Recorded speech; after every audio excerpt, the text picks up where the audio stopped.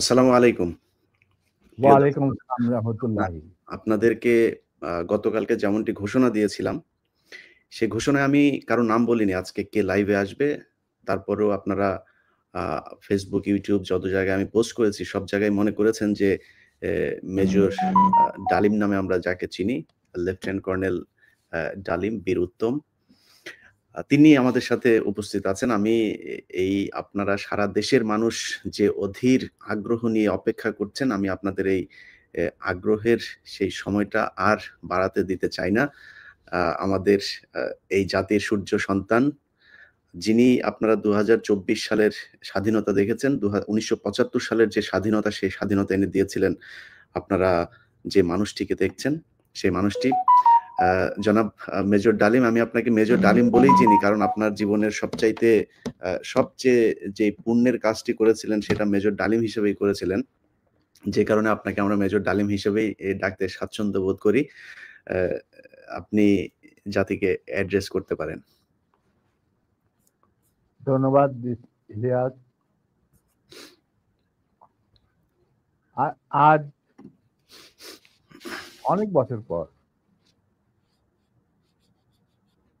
দেশবাসীকে আমার তরফ থেকে, বিশেষ করে নতুন প্রজন্মের ছাত্র জনতা যারা ফ্যাসিবাদ বিরোধী আন্দোলনে আংশিক বিজয় অর্জন করেছেন, তাদেরকে আমি অভিনন্দন জানাই, সাথে লাল সালাম জানাচ্ছি। তবে বিপ্লব একটা সমাজে, যে কোনো রাষ্ট্রে একটি চলমান প্রক্রিয়া। সেই অর্থে তাদের বিজয় কিন্তু এখনো পুরোপুরিভাবে অর্জিত হয়নি। তার জন্য আরো সংগ্রামের প্রয়োজন। পুরোপুরিভাবে অর্জন করার পর তাদের এমন একটা অবস্থানে থাকতে হবে যেখান থেকে তারা নীতি নির্ধারণ করতে পারবে। তাদের যে ইচ্ছা, চাহিদা, প্রত্যাশা, যার সাথে জনগণের প্রত্যাশা চাহিদা মিল রয়েছে, সেটা বাস্তবায়ন করার দায়িত্বটাও কিন্তু তাদের নিজেদেরই করতে হবে। তাদের দায়িত্ব অন্য কোনো মানুষ এসে করে দেবে না। সে যত বড় স্কলারই হোক, যতগুলি মেডেলের অধিকারী হোক, আমার দীর্ঘ জীবনের অভিজ্ঞতা বলে যে বিপ্লবী যে লক্ষ্য থাকে, সেই লক্ষ্য একমাত্র বিপ্লবীরাই সাধন করতে পারে, অর্জন করতে পারে। সেই জন্য তোমাদেরকে এখনই ঘুমিয়ে পড়ার সময় ঘুমিয়ে পড়লে চলবে না, সজাগ থাকতে হবে। আগামী দিনে যত কঠিন সংগ্রামই হোক, সেই সংগ্রামে আল্লাহর উপর ভরসা করে তোমাদের যুদ্ধে ময়দানে পাথরের মতো, ইস্পাতের মতো লৌহ কঠিন প্রত্যয় নিয়ে দাঁড়াতে হবে যে আমরা এই সংগ্রামে জিতবই, বিপ্লবকে সফল করব এবং জনগণ এবং তোমাদের আশা আকাঙ্ক্ষা একটা সুখী সমৃদ্ধ বাংলাদেশ গড়ে তোলা। এই ভারতীয় সম্প্রসারণবাদী হিন্দুত্ববাদী ভারত, যার কবজায় আমরা প্রায় চলে গিয়েছি, সেই অবস্থান থেকে সেই ৭১ মতো আরেকটি স্বাধীনতা আমাদের অর্জন করতে হবে। তা না হলে তোমাদের বিপ্লব ব্যর্থতাই পর্যবেসিত। আমি এর বেশি কিছু আর বলতে চাই না। স্যার, সরাসরি মানুষ এই ৫০ বছর যে প্রশ্নটা আপনাকে করার জন্য অপেক্ষায় আছে আমি মনে করি। ৭৫ কেন হয়েছিল স্যার? ইলিয়াস, ৭৫-এ তোমার কি বয়স ছিল আমি জানি না, তবে আমার জন্ম হয় নাই স্যার।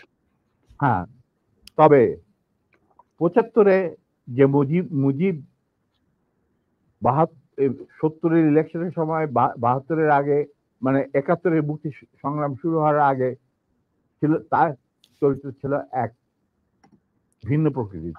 তিনি বাঙালি জাতীয়তাবাদের সংগ্রামে যথেষ্ট অবদান রেখেছেন।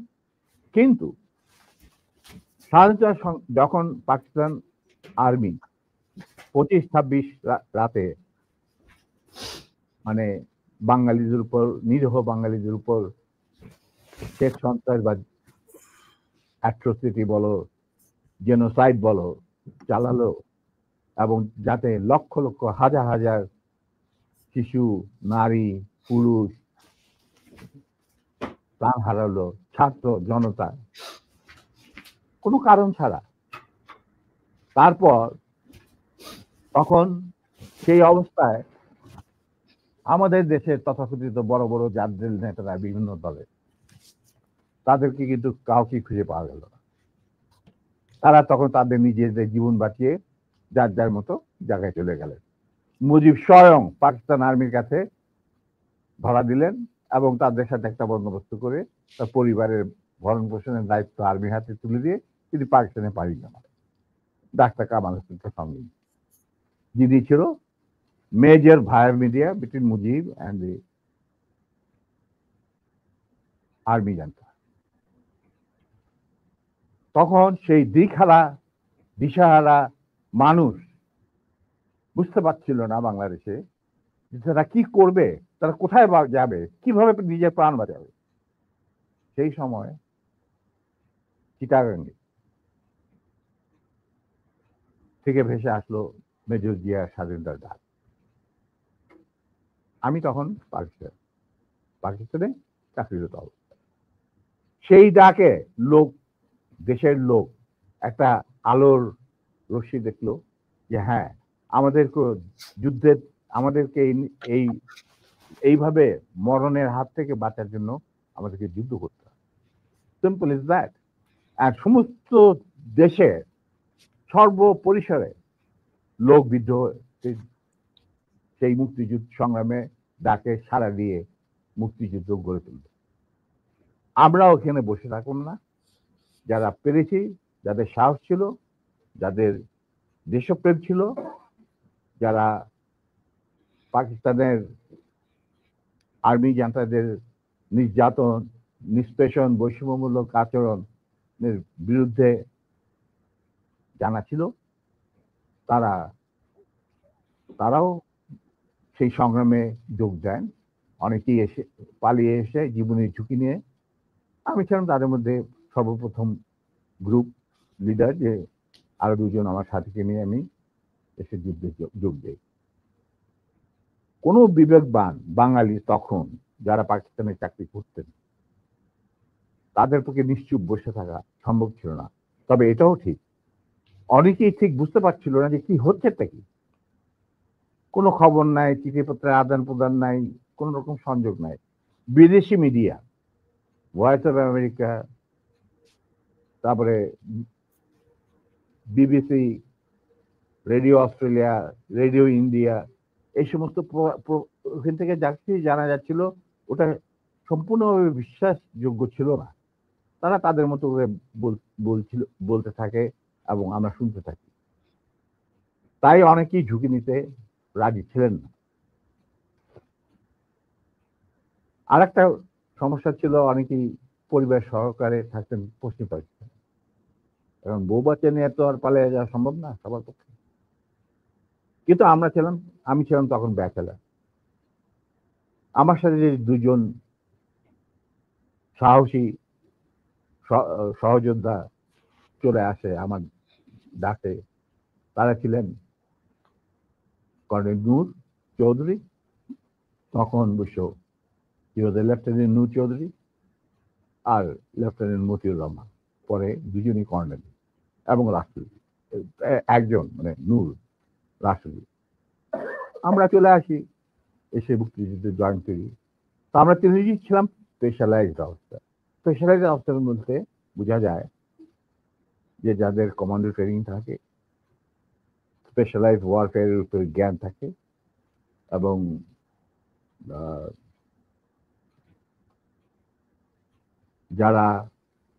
যাদের ইন্টেলিজেন্স অপারেশন কিভাবে বিশ্বজুড়ে চলে সেই সম্পর্কে জ্ঞানে তারা অভিজ্ঞতা সঞ্চয় করেন বিভিন্ন কোর্সের মাধ্যমে।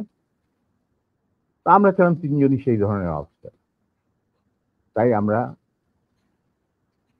জীবনের ঝুঁকি নিয়ে আল্লাহর নাম নিয়ে বেরিয়ে পড়ি এবং অতি সহজেই দিল্লি পর্যন্ত পৌঁছে যাই। এবং সেখানে আমাদেরকে রিসিভ করা হয় সাউথ ব্লকে, মানে প্রাইম মিনিস্টারের অফিসে শ্রীমতী ইন্দিরা গান্ধী, ল প্রধান, founding father general Uban Singh, DP Dhar, মুখ্য সচিব প্রাইম মিনিস্টারের and in charge of Bangladesh affair, এনারা আমাদেরকে রিসিভ করে। তারপর অনেক আলাপ আলোচনা, কিছুদিন ট্রেনিং, ব্রিফিং, পরে আমাদেরকে মুজিবনগর সরকারের কাছে হ্যান্ড ওভার করে দেওয়া হয় এবং আমাদেরকে দিল্লি থেকে নিয়ে আসার জন্য general Usmani, commander in chief মুক্তি ফৌজ, জনাব Tajuddin, prime minister of the provisional government, 7 দফা চুক্তি করার পর, আর ফরেন মিনিস্টার খন্দকার মুশতাক আহমদ, যিনি আমার বাবার ক্লাসমেট, তারা আসেন দিল্লিতে, এসে তাদেরকে ফর্মালি আমাদেরকে হ্যান্ড ওভার করে দেওয়া হয়। তারপরে আমাদের 3 জনের মধ্যে 2 জনকে, আমাকে এবং মতিকে, অ্যাপয়েন্ট করা হয় as guerrilla adviser to the sector commander. মানে 11টা সেক্টরের মুক্তিযোদ্ধাদের রিক্রুট করা, তাদের ট্রেন করা, তাদেরকে ইন্ডাক্ট করা, অপারেশন করানো, সব দায়িত্ব পড়ে আমাদের 2 জনের উপর এবং আমরা এই 11টা সেক্টরকে ভাগ করে নিই। আর Noor being the junior most, Osmani সাহেব উনাকে তার চিফ পার্সোনাল স্টাফ অফিসার হিসেবে মুজিবনগর সরকারের যে হেডকোয়ার্টার ছিল মুক্তিবাহিনী, সেখানে তার সাথে রাখেন। এবং শেষ পর্যায়ে কিছুদিনের জন্য নূর অনেকটা দৃঢ়তার সাথেই উসমানীর সাথে আলাপ করে সাউথ বেঙ্গলে চলে যায় এবং মুক্তিযুদ্ধে সক্রিয়ভাবে অংশগ্রহণ করে। সেও আঘাতপ্রাপ্ত, মানে সেও যুদ্ধে ইনজিওর্ড হয় একটা অপারেশনে, এবং তাকে বীর বিক্রম খেতাব দেওয়া হয়। আর আমি যুদ্ধের সময় 3-4 বার আহত হয়েছি, তার একটা নিদর্শন আমার দেখো, হাতের অবস্থা এখানে সেখানে সবকিছু অধীর বোধ হয় আর্টিফিশিয়ালি ক্রিয়েটেড, রিক্রিয়েটেড, যেটাকে প্লাস্টিক সার্জারি বলা হয়। But then I continue. তারপর সেনাবাহিনী গঠন করা, বাংলাদেশ মিলিটারি একাডেমি স্থাপন করা,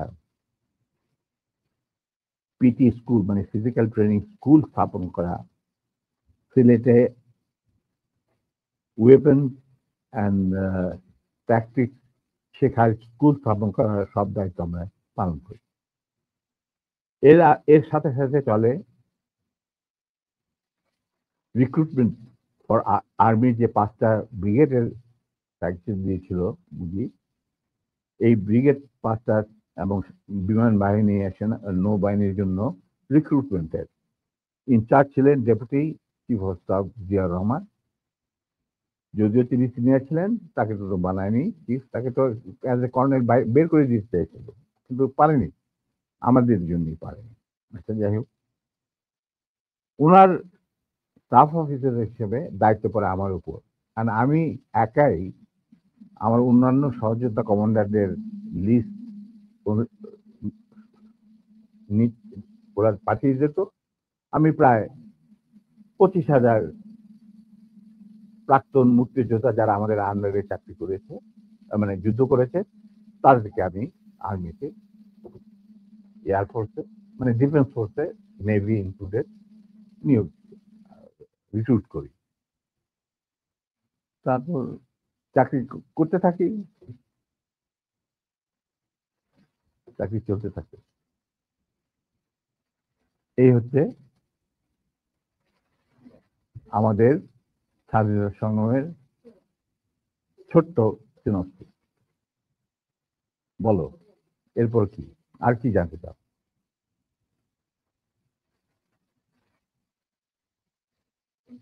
দুঃখিত। না, এরপরের যেই আমার মূল প্রশ্নটা ছিল যে, কোন পরিস্থিতিতে ৭৫ এর ১৫ই আগস্ট হলো? হুম।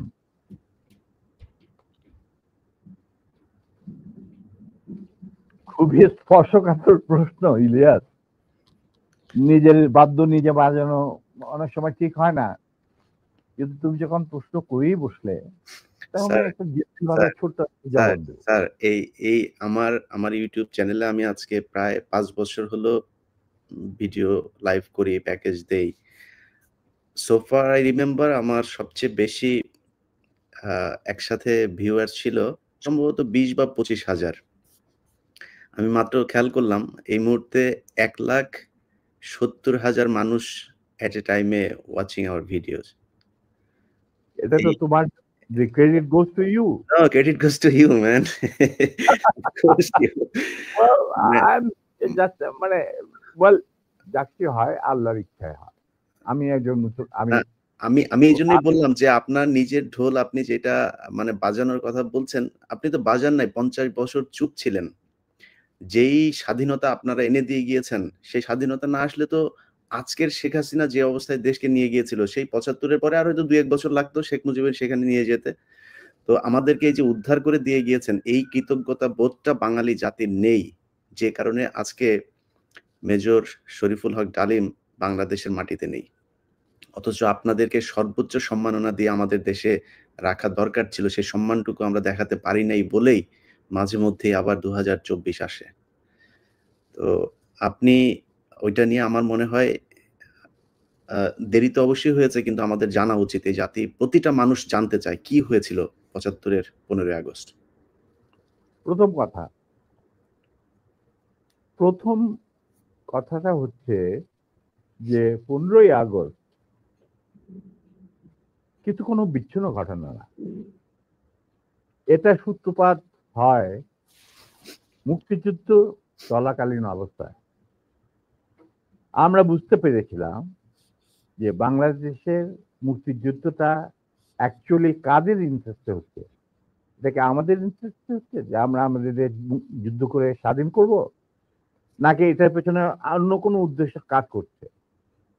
যখন ৭ দফাতে চুক্তি করে নজরুল ইসলাম আর তাজউদ্দিনকে পারমিশন দেওয়া হলো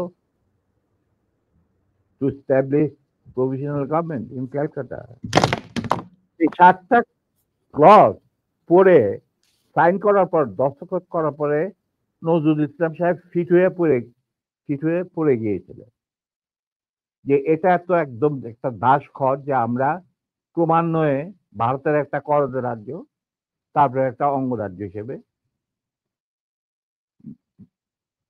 অঙ্গরাজ্যে পরিণত হবে বাংলাদেশ, হবু বাংলাদেশ। আর ওই joint declaration between Usmani and general Manekshaw joint command establish করার পর কথা ছিল যে general Usmani on behalf of Bangladesh government will invite General Manekshaw to come and be present as an auxiliary force commander, সহায়ক শক্তির commanding chief হিসাবে in the Sunday ceremony, but the instrument will be signed by the Mukti Fauj commander-in-chief, who was General Usmani, Colonel Usmani. কিন্তু সেটা হতে দেওয়া হলো না। ১৬ই ডিসেম্বরে যে সারেন্ডার সেরেমনিতে হলো রেস কোর্সে, সেখানে পরিষ্কার বাংলাদেশের জনগণ দেখতে পেল যে পাকিস্তান আর্মি সারেন্ডার করছে ভারতীয় সেনাবাহিনীর কাছে, এবং সেখানে সাইন করছেন আরোরা ভারতীয় বাহিনীর পক্ষে, আর ওদিকে নিয়াজি পাকিস্তানি আর্মির পক্ষে। সেখানে মুক্তিযোদ্ধারা কোথায়? আমরা পড়ে থাকলাম ঝাড়ুদার হিসাবে ইন্ডিয়ান আর্মির রাস্তা পরিষ্কার করে দেওয়ার কাজে, বনে বাদারে। আমাদেরকে কোনো শহরগঞ্জে ঢোকার পারমিশন দিল না মুজিব সরকার, মানে তাজউদ্দিনের সরকার, আওয়ামী লীগ সরকার। সেই অবস্থায় কি প্রমাণিত, এটা এই এই ঘটনায় কি প্রমাণিত হলো? ইন্ডিয়া প্রমাণ করলো সারা বিশ্বে যে বাংলাদেশের জনগণ নিজেরা যুদ্ধ করে দেশ স্বাধীন করেনি। বাংলাদেশ নামক একটি রাষ্ট্র প্রিমেচুরলি জন্ম দেওয়া হয়েছে as an outcome of Indo-Pakistan war, যেখানে ইন্ডিয়া জিতেছে। এইটা হলো ইতিহাসের শুরু। তারপর মুজিবকে যখন ছাড়া হলো, সে তো কিছুই জানতো না যে দেশ স্বাধীন হয়েছে, কোনো মুক্তি ফৌজ বলে কিছু ছিল, হাজার হাজার লোক দেশচ্যুত হয়েছে, প্রাণ হারিয়েছে, কিছু জানতো। সে তাকে যখন ছেড়ে দেওয়া হলো, তখন ইন্দিরা গান্ধী তাকে পাকিস্তানে ফোন করে বলল যে, ফোন করলো মুজিব, ফোন করে বলল যে আমি দেশে ফিরে যাচ্ছি। তখন ইন্দিরা গান্ধী যাওয়ার আগে আপনার সাথে দেখা করে আমি আপনাকে কৃতজ্ঞতা জানতে চাই। তো তখন ইন্দিরা গান্ধী বলল, কৃতজ্ঞতা জানাবেন, আপনি ফোন না করলে আমি আপনাকে ফোন করতাম, আপনাকে ঢাকায় সরাসরি আপনি যাবেন না, আপনি নয়াদিল্লি হয়ে যেতে হবে। মুজিব সেটাই করলেন, তিনি চলে গেলেন নয়াদিল্লি, লন্ডন হয়ে। সেখানে কি হলো, যেই 7 দফা চুক্তিতে সাইন করার পর প্রবাসী সরকার গঠন করেছিল তাজউদ্দিন আর নজরুল ইসলাম, সেই আওয়ামী লীগ বাংলাদেশে ক্ষমতা গ্রহণ করলো সারেন্ডারের পর ওই 7 দফা ভিত্তিতে। এবং সেই 7 দফাতে মুজিব স্বাক্ষর দেওয়ার পর ফিরে গিয়ে তিনি ক্ষমতা নিজে হাতে নিয়ে তাজউদ্দিনকে বলল, তাজউদ্দিন তুমি প্রাইম মিনিস্টার থাকবে না, আমি হব প্রাইম মিনিস্টার। তারপর কি হলো, কোনো নির্বাচন নাই, কিছু নাই। ওই 70-এর নির্বাচনের সুবাদে তারা ইন্ডিয়ার 4 স্তম্ভ ডুপ্লিকেট বাংলাদেশে ইম্পোর্ট করে তার উপরে একটা সংগঠন বানানো, হুবহু এক। শুধু তাই না, রবীন্দ্রনাথ ঠাকুর, যাকে নিয়ে আমরা নাচানাচি করি এবং অনেকের মানে ভাসে যায়, আপ্লুত হয়ে যায় আবেগে, এই রবীন্দ্রনাথ ঠাকুর একজন ইন্ডিয়ান নাগরিক এবং ইন্ডিয়ার জাতীয় সঙ্গীতের রচয়িতা। আমাদের দেশে তার চেয়েও প্রতিভাবান কবি কাজী নজরুল ইসলাম উপস্থিত থাকা সত্ত্বেও আমরা সেই ভারতীয় নাগরিকের একটা গানকে আমাদের জাতির উপরে চাপিয়ে দেওয়া হলো জাতীয় সঙ্গীত। পৃথিবীর ইতিহাসে এমন কোন নজির আর দ্বিতীয়টা আছে বলে আমি মনে করি না। কেন কোন বাংলাদেশে যদি নজরুল ইসলামকে আমরা জাতীয় কবি আখ্যা দিয়ে থাকি, তাহলে নজরুল ইসলামের গান কেন হলো না? বা অন্য কারো গান হতে পারতো জাতীয় সঙ্গীত। ভালো ভালো কবি সাহিত্যিক ছিলেন আমাদের দেশে, কিন্তু পৃথিবীর ইতিহাসে কোথাও নাই যে বিদেশি এক নাগরিকে যে নাকি তার দেশের জাতীয় সঙ্গীত রচনা করেছে এবং আমাদের শুদ্ধ স্বাধীন বাংলাদেশে এসেও আমাদের জাতীয় সঙ্গীত রচনা করতে হবে। এটা কি ধরনের কথা? That means you have nothing in your hand. তারপর মুজিবকে দিয়ে রক্ষী বাহিনী সৃষ্টি করলো ইন্ডিয়া। তারা বাংলাদেশের সামরিক বাহিনীকে দুর্বল করে একটা নামের মাত্র সামরিক বাহিনী, হাতে লণ্ঠন, করে ঠনঠন, এই ধরনের একটা সেনাবাহিনী রাখবে। আর কারণ একটা সেনাবাহিনী তো রাখতেই হবে, কারণ যে কোনো জাতির মেরুদণ্ড হচ্ছে সেনাবাহিনী। ওই হাতে লণ্ঠন, করে ঠনঠন, আর আসলে তার চেয়ে অনেক শক্তিশালী একটা বাহিনী গঠন করলো ইন্ডিয়া। স্যার ওই যে এর ৭ দফাটা আমরা তো ইতিহাস পড়ে আমরা তো আসলে সাক্ষী না। আমরা পড়ে মানুষকে জানানোর চেষ্টা করেছি। আপনার স্মরণ আছে ৭ দফাটার কথা কি, কি ছিল ওই দফায় যদি কয়েকটা গুরুত্বপূর্ণ জায়গা যদি মনে রাখেন? দেখো, আমি না ভাই, আমি তো অ্যাকচুয়ালি ৭ দফায় একদম টোটো এগুলো আমার বইতে লেখা আছে। হুম। যারা না ইচ্ছুক এটা তারা কেন জিজ্ঞেস করলাম স্যার? কারণ হচ্ছে মানে আপনি আচ্ছা, আমি সেনাবাহিনী তো করতে পারবেন না স্যার। সেনাবাহিনী আমার তো কাছে ৭ দফা মানলে করতে পারবেন না স্যার। আমার পক্ষে হয়তো এখন রিকালেক্ট করা হুম, অফেন হুম। ডিফিকাল্ট। জি কারণ স্যার, আমার মাথায় অনেক কিছু খেলা করে। জি স্যার। ২-১ টা জিনিস বলছি।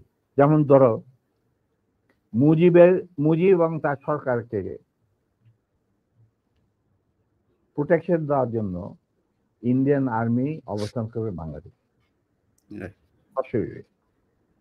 বাংলাদেশের কোনো শক্তিশালী সামরিক বাহিনী গঠিত হবে না।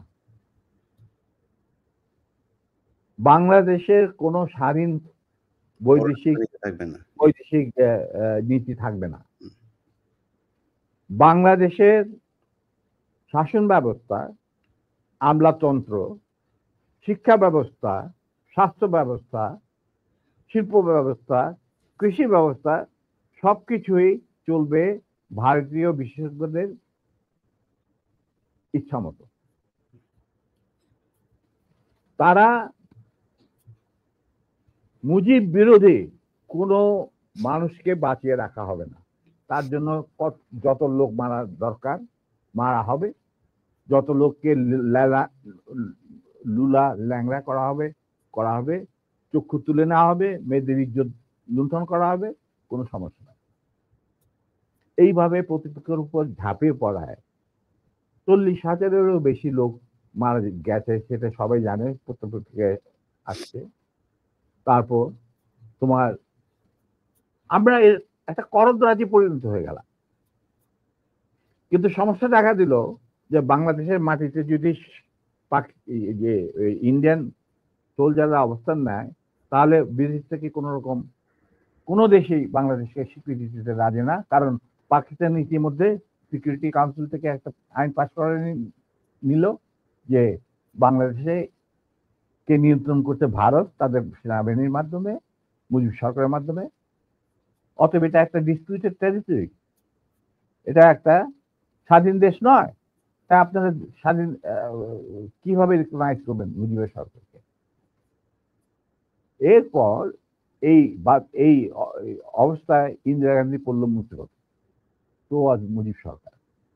তখন ইন্ডিয়ান সরকার ডিসাইড করলো যে ঠিক আছে, আমাদের সোলজার আমরা ফেরত নিয়ে আসবো, তার পরিবর্তে আমরা জাতীয় রক্ষী বাহিনী বানিয়ে, তাই করা হলো। তো যে কাজটা ইন্ডিয়ান আর্মি করছিল সেটা পরে জাতীয় রক্ষী বাহিনী করলো। আর কি ধরনের অত্যাচার, অবিচার, কি ধরনের মানে হত্যাযজ্ঞ, গুম, খুন এবং অনাচার, অবিচার মুজিব সরকার করছিল, সেটা খতিয়ান তো তুমি আমার চেয়ে ভালো জানতে। অনেকে এই বিষয়ে লিখেছেন, সাহসী যারা তারা লিখেছেন, আমিও কিছুটা লিখেছি। সেখানেই শেষ হলো না। তারপর দেখা গেল যে সেই সুতিগার থেকে মুজিব কায়েম করলেন একদলীয় এক ন্যায়কত্ব স্বৈরাচার শাসন বাকশাল, এবং নিজেকে তিনি আজীবন রাষ্ট্রপতি হিসেবে ঘোষণা দেবেন সিদ্ধান্ত না হলো। এই বাকশালের মেম্বার সবাই। সেই বাকশাল করার পর মুজিবের শক্তি বেড়ে গেল, তার নিষ্ঠুরতা এমন অসহনীয় পর্যায়ে চলে গেল, ইলিয়াস, লুটপাট, মার ধর, চোরাচালান, তার নকল টাকা ছাপানো ভারত থেকে, এই সমস্ত মানে একটা আমাদের মনে অস্তিত্বই এমন অবস্থায় গিয়ে থাকলো যে মানুষ একদিন মুজিবের জন্য দোয়া করেছিল যে আল্লাহ আমাদের এই মুজিব আমাদের চোখের মনি, আমাদের বাঁচাবে, দেশকে স্বাধীন করবে, বাঙালিদের ন্যায্য অধিকার আদায় করবে। সেই মুজিবের জন্য লোকজন আল্লাহর কাছে দোয়া চাচ্ছিল যে আল্লাহ আমাদের আজাদ দাও, নমরুদের হাত থেকে আজাদ দাও, আমরা তো শেষ, মরে যাচ্ছি সব, কোথাও কোনো কেউ নেই প্রতিবাদ করা। এটা তো আমরা যারা সেনাবাহিনীতে তখন ছিলাম, যারা দেশপ্রেমী যোদ্ধা, তারা ঠিক মেনে নিতে পারেনি। যেভাবে তারা মেনে নিতে পারেনি পাকিস্তানের জান্তাদের অবিচার এবং দুরাচার। এরই পরিপ্রেক্ষিতে তাদের নেতৃত্বে সংগঠিত হয় একটা সেনা বিপ্লব। অনেকে বলে মুজিবকে মারা হলো কেন? মুজিব তো মারা যায় নাই, মুজিব নিহত হয়েছে একটা সেনা অভ্যুত্থানে ঘটাকালে। সেনা অভ্যুত্থান তো আর খালেদাতে মার্বেল খেলে না, ওখানে দুই পক্ষ থেকেই গোলাগুলি হয় এবং হতাহত হয় দুই পক্ষে। যেমন মুজিবের পক্ষের কিছু লোক মারা গেল, সেভাবে বিপ্লবীদের, সেনা অভ্যুত্থানকারী বিপ্লবীদের তরফ থেকে কিছু লোক প্রাণ হারায়।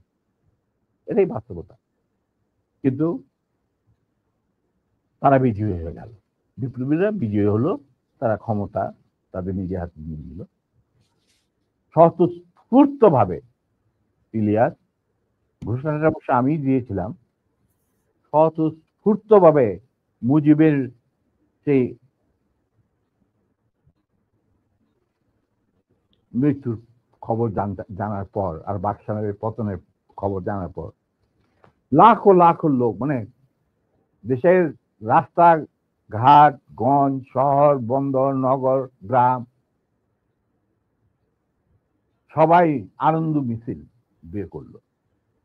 আমরা তো এই সমস্ত লোকজনকে ডেকে নিয়ে আসিনি, স্বতঃস্ফূর্ত ভাবে লোকজন। আর যে সমস্ত রাজনৈতিক নেতা বা দলগুলো আন্ডারগ্রাউন্ড ছিল, তারাও জনসমর্থন নিয়ে রাস্তায় চলে আসে। এইভাবেই জনস্বীকৃতি পেয়েছিল 15 আগস্টের 32 সামরিক অভ্যুত্থান।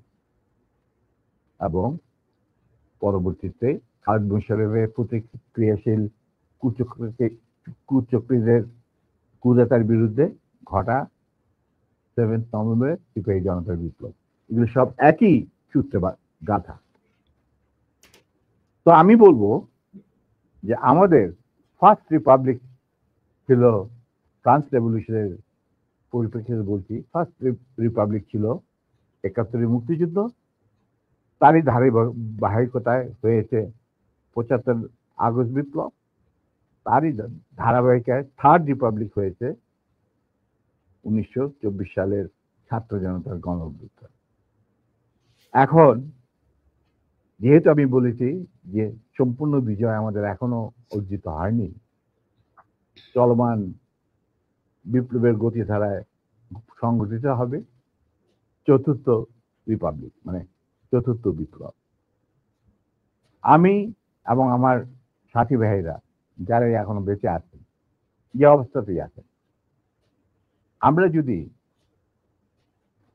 আমাদের বর্তমান প্রজন্মের বিপ্লবীদের, ছাত্র জনতা, তাদের বিপ্লবী কাণ্ডে কোন রকম অবদান রাখতে পারি, আমাদের নিজস্ব অভিজ্ঞতা, যোগাযোগ থেকে, তাহলে আমরা সেটা করতে প্রস্তুত, পিছপা হব না ইনশাআল্লাহ। এবং আমরা তাদেরকে শ্রদ্ধা, সালাম এবং বিপ্লবী সালাম সাথে মন থেকে দোয়া করছি যে তাদের বিপ্লব যাতে ব্যর্থ না হয়, তারা যাতে বিজয় সংগঠিত করে, বিজয় অর্জন করে, তারা যাতে একটা সুখী, সমৃদ্ধ, শক্তিশালী বাংলাদেশ গড়ে তুলে তাকে দুর্জয় ঘাঁটি হিসেবে স্থাপিত করতে পারে। এই আমার বক্তব্য। আচ্ছা, আমার চাওয়ার কিছু নাই স্যার। কিন্তু একটা কোশ্চেন, ধরেন আপনি যে বিপ্লবের কথা বললেন, ধরেন 24-এর বিপ্লবের যারা নেতৃত্ব দিয়েছে তারাও আমার এখানে কথা বলেছেন। আপনার লাইভে এই মুহূর্তে 4.5 লাখ মানুষ দেখছে। এবং আমি কমেন্টগুলো পড়ছিলাম। আমি বুঝার চেষ্টা করছিলাম যে আসলে কি। আমার মনে হয় এ পর্যন্ত কয়েক লাখ কমেন্টের মধ্যে বোধহয় উম ১০ টা কমেন্ট পড়েছে আপনাকে গালি দিয়েছে বা আমাকে গালি দিয়েছে। এত জনপ্রিয় একজন মানুষ, আপনি দেশ থেকে চলে যেতে হলো কেন স্যার? সেই কাহিনীতে এই মুহূর্তে যাওয়া ঠিক হবে কি? মাফ করে দিয়েছি। জিয়া রহমান আমাদেরই একজন ছিলেন। আচ্ছা, to be frank with you, hmm, উনি কোরআন শপথ নিয়ে আমাদের সাথে কাজ করতে রাজি ছিলেন। কিন্তু পরবর্তী পর্যায়ে তিনি তার নিয়ত থেকে সরে আসেন। তার জন্য তো আমরা দায়ী নই, উনি দায়ী। এবং যদি ভালো করে থাকেন সেটা প্রাপ্য তিনি হয়তো পেয়েছেন। যদি খারাপ করে থাকেন সেটা আমাদের সাথে না চলায় যদি তার কিছু খারাপ হয়ে থাকে তার জন্য তো আমরা দায়ী নই। তবে হ্যাঁ, একটা সময়ে আমি যখন চীনে ছিলাম রাষ্ট্রদূত দূতাবাসে, তিনি আমার বাবা কিন্তু জিয়া রহমানের ক্যাবিনেটের সিনিয়র মিনিস্টার পদে নিযুক্ত ছিলেন। কারণ আমার বাবা মনে করতেন যে আমরা আর জিয়া রহমান সব এক, কিন্তু উনি ভেতরে খবর জানতেন না। জিয়া রহমান যখন দেখলো যে তিনি সেনা পরিষদের প্রায় ৪,০০০ লোককে মেরে ফেলেছেন তার আহ, ক্ষমতাকে কুক্ষিগত করার জন্য, আমরা তারপরে যখন তিনি দেখলেন যে তার অবস্থা খুব খারাপ, ভেতরের খবরটা সাধারণ জনগণ দেখে না, সাধারণ জনগণ দেখছে জিয়া রহমান সানগ্লাস, রেবন, গঞ্জি, কাঁধে কোদাল বসে আছেন, এই সমস্ত। কিন্তু ভেতরে যে কি হচ্ছিল আসল ক্ষমতা কেন্দ্রে, সে সম্পর্কে সাধারণ জনগণ জানারও কোনো স্কোপ ছিল না, তারা জানতেন না। সেখানে তার অবস্থা ছিল নরবলে, কারণ ওখানে তিনি ডিভাইড এন্ড রুল নীতি প্রয়োগ করেছিলেন, যেটা খুবই মারাত্মক আহ, একটা হুমকি ছিল তার জন্য, তিনি হয়তো বুঝতে পারেন নাই। তিনি যখন রাষ্ট্রীয় সফরে আসেন, আমার বাবাকে deputy head of the delegation করে নিয়ে আসলেন এবং আমাকে বললেন যে লেটার ফরগেট এন্ড ফরগিভ, তোমরা আমাদের পাশে দাঁড়া। আমরা বললাম স্যার এটা আপনার পক্ষে, আপনার বললেন আমি কৃতার্থ, কিন্তু আমার মনে হয় আমাদের পক্ষে সেটা সম্ভব। কারণ এর জন্য সম্ভব না, আপনি আমাদের সহকর্মীদের রক্তে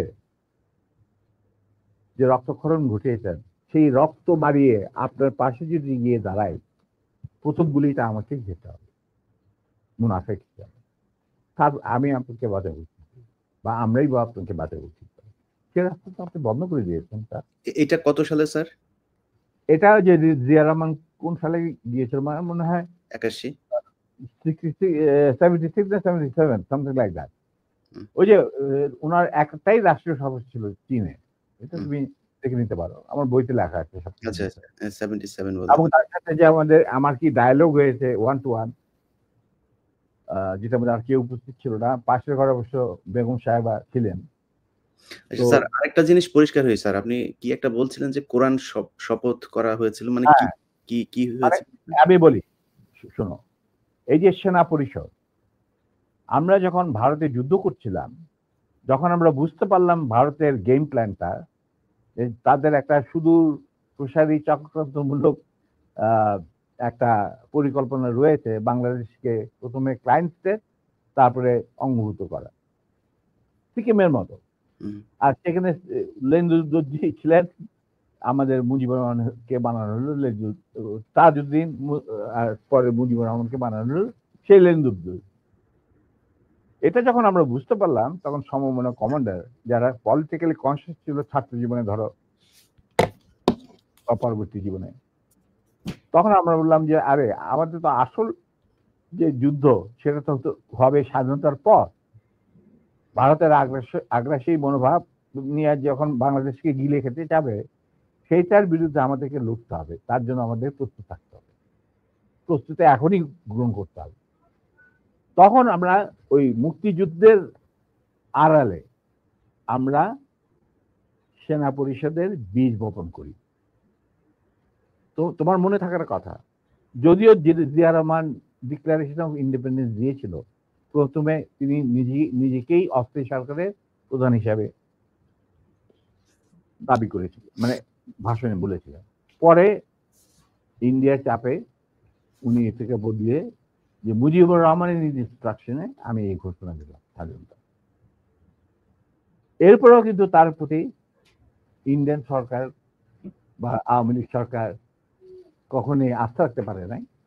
তারা তাকে সেক্টর কমান্ডারের অবস্থান থেকে সরিয়ে এনে হেডকোয়ার্টার দাম করে এক সেফ হাউসে, মানে আমাদের কিছু সেফ হাউস ছিল যেখানে আমরা থাকতাম, বা আমাদের সাথীরা সুজাত কল্যাণীতে, মানে এই প্রভাব অফ ক্যালকাটা একটা বাড়িতে ওনাকে না নিষ্ক্রিয় করে রাখা হইত। তখন আই ওয়াজ দ্য ওনলি, কেউ জিয়া রহমানের আশেপাশে যায়, কারণ উনি ভারতের চক্ষুষু, উনি আওয়ামী লীগের চক্ষুষু, তো কে যাবে ওনার সাথে দেখা করতে? তখন কিন্তু আমি, কারণ আমি জিয়া রহমানকে অনেক আগে চিনি, পাকিস্তান আমল থেকে একসাথে কাজও করেছি। যাই হোক, আমি গিয়ে ওনার সাথে যোগাযোগ করি এবং তাকে বুঝাই যে স্যার আপনি ধৈর্য ধরুন, আমরা আপনাকে সহজে হারাবো না। তখন আস্তে আস্তে আমরা তাকে বলি যে আমি এরকম আসল উদ্দেশ্য যে ভারতের, সেটাকে বানচাল করার জন্য এখন থেকে আমরা প্রস্তুতি নিচ্ছি। আপনি কি আমাদের সাথে থাকবেন কি থাকবেন না সেটা আমাদের তরফ থেকে আমাকে পাঠানো হয়েছে জানার জন্য, কারণ আমি আপনার সাথে সবচেয়ে ক্লোজ ছিলাম পাকিস্তান আর্মি, সবাই জানে। আচ্ছা, উনি বললেন কি তোমাদের কর্মসূচি? তখন আমি তাকে আমাদের কর্মসূচি দিলাম, যেটা 25 বছরের একটা কর্মসূচি ছিল। ইলিয়া, তুমি যদি এই কর্মসূচিটা পড়ে, এই কর্মসূচিটা আমরা তৈরি করেছিলাম বিভিন্ন সেক্টরের মুক্তিযোদ্ধা এবং অন্যান্য সাধারণ জনগণের আশা আকাঙ্ক্ষার পরিপ্রেক্ষিতে। সেই কর্মসূচিটা পড়ার পর উনি এটাকে মেনে নেন। তো আমি বললাম যে স্যার, আমাদের সমস্যাটা হচ্ছে আমরা সবাই প্রায় সমবয়সী, আমাদের একজন সিনিয়র অফিসার দরকার যাকে আমরা ট্রাস্ট করতে পারি, তাকে আমরা কেন্দ্র করে এগিয়ে যেতে চাই এই সেনা পরিষদের কর্মসূচি বাস্তবায়নের জন্য। স্বাধীনতার পর, স্বাধীনতা যুদ্ধ তো করবোই, স্বাধীনতার পর এই কর্মসূচি আমরা বাস্তবায়ন করব অন্যান্য সমমনা দেশপ্রেমিকদের সঙ্গে নিয়ে। তখন উনি এটা খুব কেয়ারফুলি আমাদের কর্মসূচি পড়লেন। তারপরে আমি একদিন গেলাম, উনি বলে যে আমি পড়লাম, আমি সম্পূর্ণভাবে একমত, স্বাধীন বাংলাদেশকে একটা সুখী সমৃদ্ধ আত্মনির্ভরশীল এবং আমাদের সংস্কৃতির ভিত্তিতে নতুন বাংলাদেশ গঠন করার জন্য এর চেয়ে ভালো কোনো রকম কর্মসূচি হতে পারে না। আমরা ধাপে ধাপে এটাকে কার্যকারী করব। তখন আমি বললাম, তাহলে কি আপনি আমাদের সাথে কাজ করতে রাজি আছেন? আমরা আপনাকেই আগে রেখে আমরা কাজ করতে চাই, কারণ you are the senior most এবং আপনি একজন সৎ ব্যক্তি। উনি সৎ ছিলেন ব্যক্তিগতভাবে। আর তবে আপনার সমস্যা হচ্ছে আপনি বাংলা জানেনও না, বাংলা বলতে পারেন না, লিখতে পারেন না, আপনি সারা জীবন পাকিস্তানে বড় হয়েছেন, ওখান থেকে আর্মি চলে গেছেন। দ্যাটস নট এ প্রবলেম, আমরা রয়েছি আপনার গ্রাউন্ড ওয়ার্ক করার। আপনি যদি রাজি থাকেন তাহলে আমরা একসাথে কাজ করতে, আপনাকে সামনে রেখে আমরা কাজ করতে রাজি, এগিয়ে যাব, সেনা পরিষদ এগিয়ে যাবে কাজ। তখন বললেন যে আমি রাজি। তখন বললেন যে স্যার, আমাদের সাংগঠনিক বিধান অনুযায়ী আপনাকে একটা কোরআন শপথ দিতে হবে, যে কোরআন ধরে আপনি বলবেন যে আমি এই কর্মসূচি ভিত্তিক কর্মকাণ্ড, সেনা পরিষদের কর্মকাণ্ড পরিচালনা করার জন্য শীর্ষ নেতা হিসেবে যোগ দিতে রাজি আছে। উনি উজু করে আসলেন, কোরআন শরীফ রাখা হলো, তার উপর হাত রাখলেন, আমিও ওর হাতের উপর হাত রাখলাম, তারপরে এই শপথ উনি নিলেন। তবে একটা শর্ত থাকতো ওনার তরফ, যে যতদিন পর্যন্ত রাষ্ট্রীয় ক্ষমতায় আমরা না যেতে পারবো, ততদিন পর্যন্ত সেনা পরিষদের সাথে আমার যে কোনো সম্পর্ক আছে সেটা প্রকাশিত করা যাবে না। আমরা বললাম ইট ইজ এগ্রি। আমরা সবাই পরামর্শের মাধ্যমে বললাম ইট ইজ এগ্রি। বললো শুধু তুমি আর নূর এই দুজনের পারমিশন থাকবে আমার সাথে যে কোনো সময় যে কোনো অবস্থায় যোগাযোগ করার। আমি বললাম আমাদের খুব বেশি যোগাযোগ করার দরকার হবে না, তবে প্রয়োজন মতো নিত্য বেসিসে আমরা দুজনেই আপনার সাথে যোগাযোগ করি, তাও তার বাসায় অফিসে না। এই হলো কথা। তার মানে তার সেই শপথ আপনি রাখলেন না।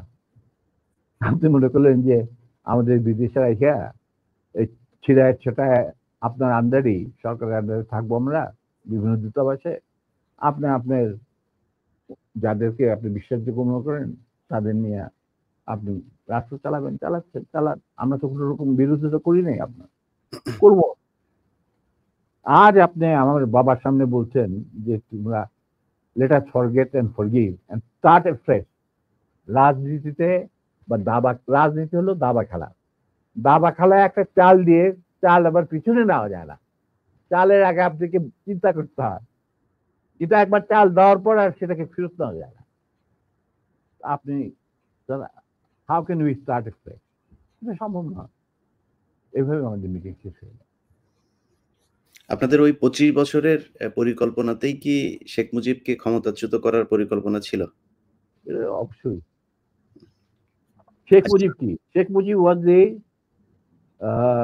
was a major player to implement the Indian design over border. Right জি স্যার। কিভাবে তুমি দেশে মানে জাতীয়তাবাদী ভিত্তিতে নিজের সংস্কৃতি, নিজেদের ঐতিহ্য ভিত্তিতে, নিজেদের ধর্মীয় চেতনার ভিত্তিতে তুমি বাংলাদেশ বানাবে কিভাবে? How it is possible? এটা তো, এই প্রশ্নটা তো আমার মনে হয় তোমার করাই উচিত ছিল না। এটা করার উচিত ছিল না কেন? এটা করলাম আপনার মুখ থেকে শোনানোর জন্য। এটা শুনলে হয়তো অনেকেই মনে করতে পারে, যেমন আওয়ামী লীগ হয়তো এটা নিয়ে কথা বলবে যে জিয়াউর রহমানও তাহলে তাকে ক্ষমতাচ্যুত। আমি কিন্তু এখানে হত্যা করার কথা বলি, আমি বলেছি ক্ষমতাচ্যুত করার কথা আপনি জানতেন। He was a casualty. Right. He was a casualty in a conflict. It's a crossfire. Right. That's it. Right. তো এখন এই জায়গাতে শেখ মুজিবকে করার পরে আমি ব্যক্তিগতভাবে জিয়াউর রহমানের প্রতি আমার সম্মান একটুও কমে নাই। কারণ ওইটা ছিল মেইন কালপিট এই শেখ মুজিব। সো তাকে তো সরাইতেই হবে। এনিহাউ আপনাকে সেটা। আমি তোমাকে একটা কথা বলবো। জি স্যার। যাতে আমি একজন মুসলমান হিসাবে বা একজন মানুষ হিসাবে, কেউ কোন মানে মানুষ বা একজন মুসলমান হিসাবে আমি কাউকে জাতির পিতা, জাতির মাতা, জাতির বোন, জাতির ভাতিজা এগুলি আমি মানি না। এগুলি সঠিক বয়ান নয়। স্যার আপনি তো সেক্টর কমান্ডার ছিলেন, মানে মানে বীর উত্তম ছিলেন একজন। এই প্রশ্নটা আমি শেষ করি নাই। আমরা এই যে সভ্য সমাজ তথাকথিত, যেখান থেকে আমরা গণতন্ত্রের সবক নেই, যেখান থেকে আমরা মানবাধিকারের সবক নেই, যেখান থেকে আমরা শিখি হোয়াট ইজ ব্যক্তি স্বাধীনতা, বলার স্বাধীনতা, এই সমস্ত যেখান থেকে আমরা সবক নেই, সেই সমস্ত দেশে কি জাতির ফিতা, জাতির বাতা, এই সমস্ত আছে? বলো কোন দেশ আছে? ইউএসএ তে কয়েকজনকে তারা মানে ইউএস এর ফাউন্ডার মনে করেন। ফাউন্ডিং ফাদারও কেউ বলে না। দেখো Nelson Mandela was a friend of mine. উনি তো কোনদিন একসেপ্ট করেন যে তাকে বলা হোক জাতির পিতা। জম্মু কেনিয়াটা ওনাকে তো জাতির পিতা বলা হয় না। প্যাট্রিক লুমুম্বা অফ জাম্বিয়া, ওনাকে তো জাতির পিতা বলা হয় না। স্যার জাতির পিতা যদি বলা হয়, যেমন ভারতে এই কালচার আছে, কিন্তু যদি ভারতের কালচারকে মানবো কেন? না, যদি মানা হয় সেক্ষেত্রে স্যার মোহাম্মদ আলী জিন্নাহ বাংলাদেশের জাতির পিতা হবে, কারণ সে দুই জাতি তত্ত্বের ভিত্তিতে দুই রাষ্ট্র গঠন করে দিয়ে গেছে। মোহাম্মদ আলী জিন্নাহ কোনোদিনই যদি হয়, যদি তারা করতেই চায়, তো তাহলে সে হবে। শোনো, জি sir, I'm very straight. কারণ আমার দাদা নানারা সব ছিলেন ইয়ারক্রাফট ফ্রম দি আলিগড়, তারাই প্রতিষ্ঠা করতে মুসলিম লীগ নওয়াজ সাহেবের নেতৃত্বে। I come from a political family. My father was the GS of Dhaka University. ঠিক আছে? Now, he became the leader of the youth and student front of Muslim League. ওনারাই গিয়া বিলেত থেকে নিয়ে আসছিল জিন্নাকে to provide leadership. তাদের এক point agenda, মুসলমানদের যেন স্বাধীন দেশ চাই, নো আদার থিং। এবং প্রথম গুলি খায় এই পাকিস্তান আন্দোলনের মুভমেন্টে কারমাইকেল কলেজের একটা ছাত্র, যেই প্রসেশনের নেতৃত্ব দিচ্ছিলেন আমার বাবা, বুঝলে? অতএব আমার মনে হয়, আমি জিন্দাকে যতটুকু জানি, তিনি নিজেও কোনোদিন জাতির পিতা হিসেবে খেতাব নিতে রাজি হতেন। জি স্যার।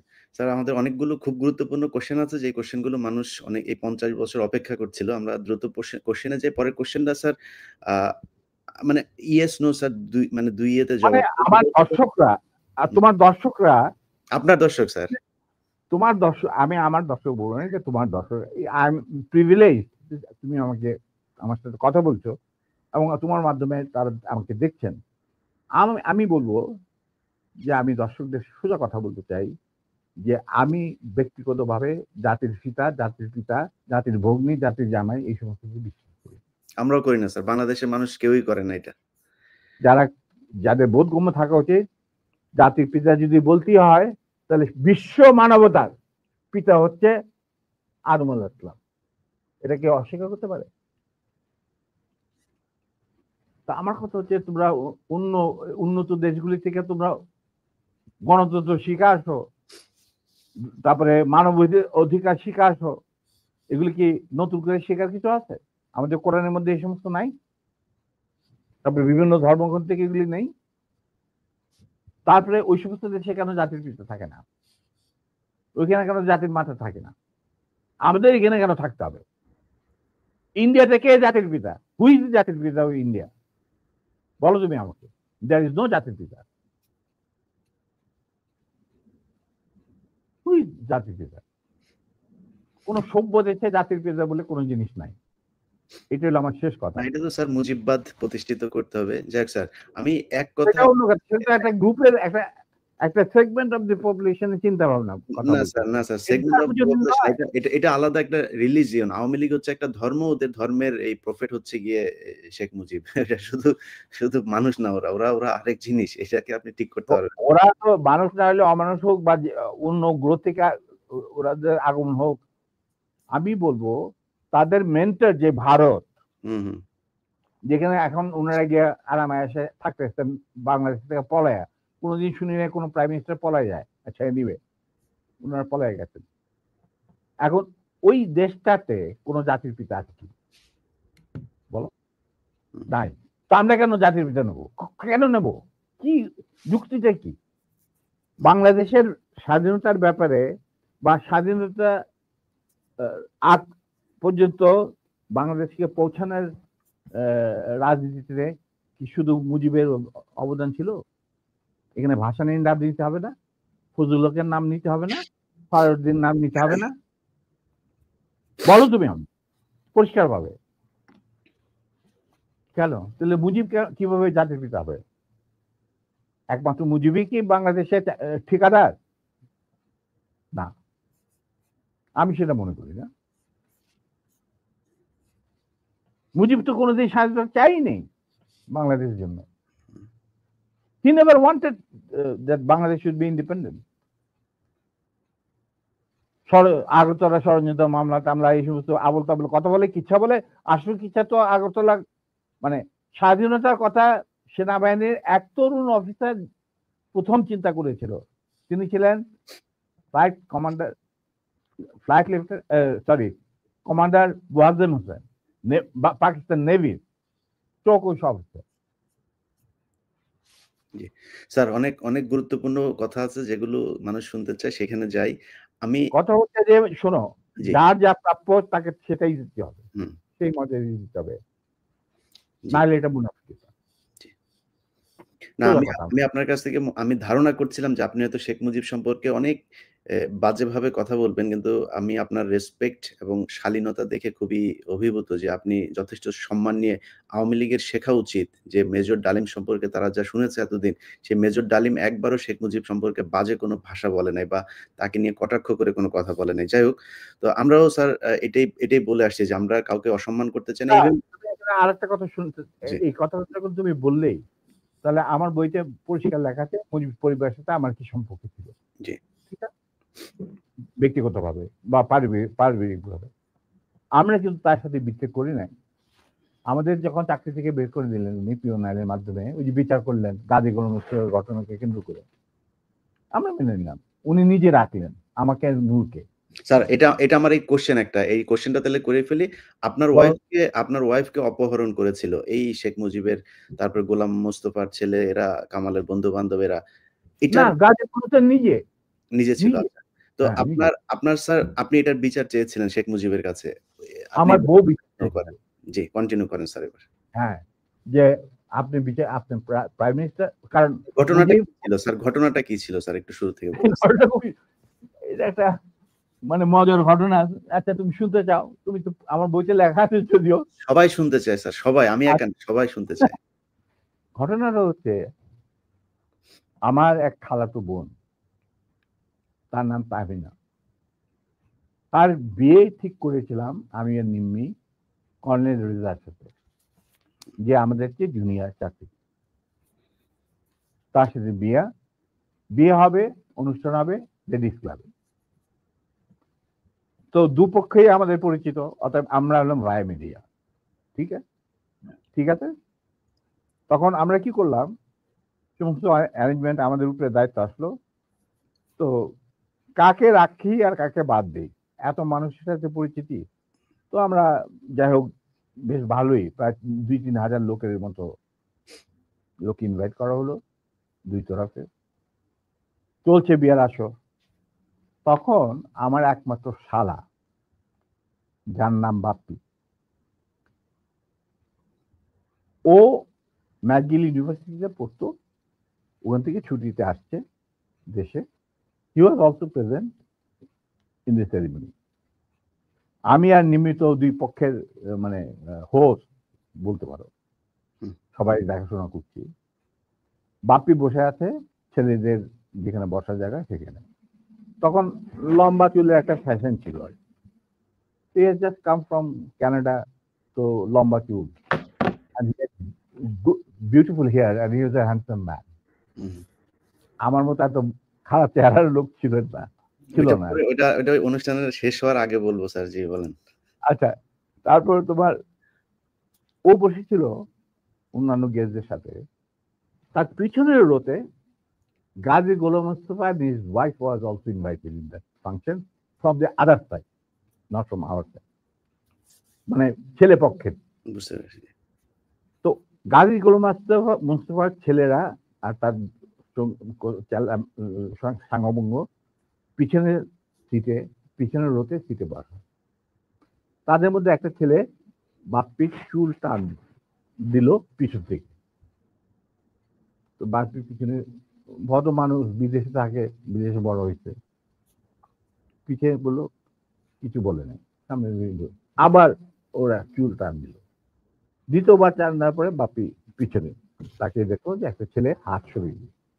তখন বলে যে তুমি চুল টান টান দিয়েছো? বলছে হ্যাঁ। বলে কি কেন? সেটা আমরা দেখছিলাম যে এত সুন্দর চুল, এটা কি পরচুলা না আসল? আচ্ছা, চিন্তা কর। হুম, সে তখন ইউনিভার্সিটিতে পড়ে, আর এই পুচকে ছেলে তখন বোধ হয় স্কুলেও পড়ে না, বা স্কুলে 6-7 ক্লাস হবে। তখন বাপি বলে, বেয়াদব ছেলে, তুমি আর এখানে বসবে না, তুমি অন্য কোথাও গিয়ে বস। ওরা বেরিয়ে চলে গেল। আমরা কিন্তু কিছুই জানি না, মানে আমি আর নিমি এত ব্যস্ত, দুই পক্ষকে দেখাশোনা, খাওয়া দাওয়া চলছে এর মধ্যে। হঠাৎ দেখলাম দুটা মাইক্রোবাস, রেড ক্রসের, আর একটা গাড়ি, ফোকসো গাড়ি, সবুজ রঙের গাড়ি, আগে পিছনে দিয়ে মাইক্রোবাস। মাইন্ড ইউ, তখন কিন্তু আমার নিজের personal security guard with wireless মজুদ লেডিস ক্লাবে। হুম। আমি তখন কুমিল্লা থেকে আসছি বিয়ের জন্য। তো ন্যাচারালি আমাদের গার্ড নিয়ে চলাফেরা, এটা তো আর্মির নিয়ম, এটা তুমি জানো।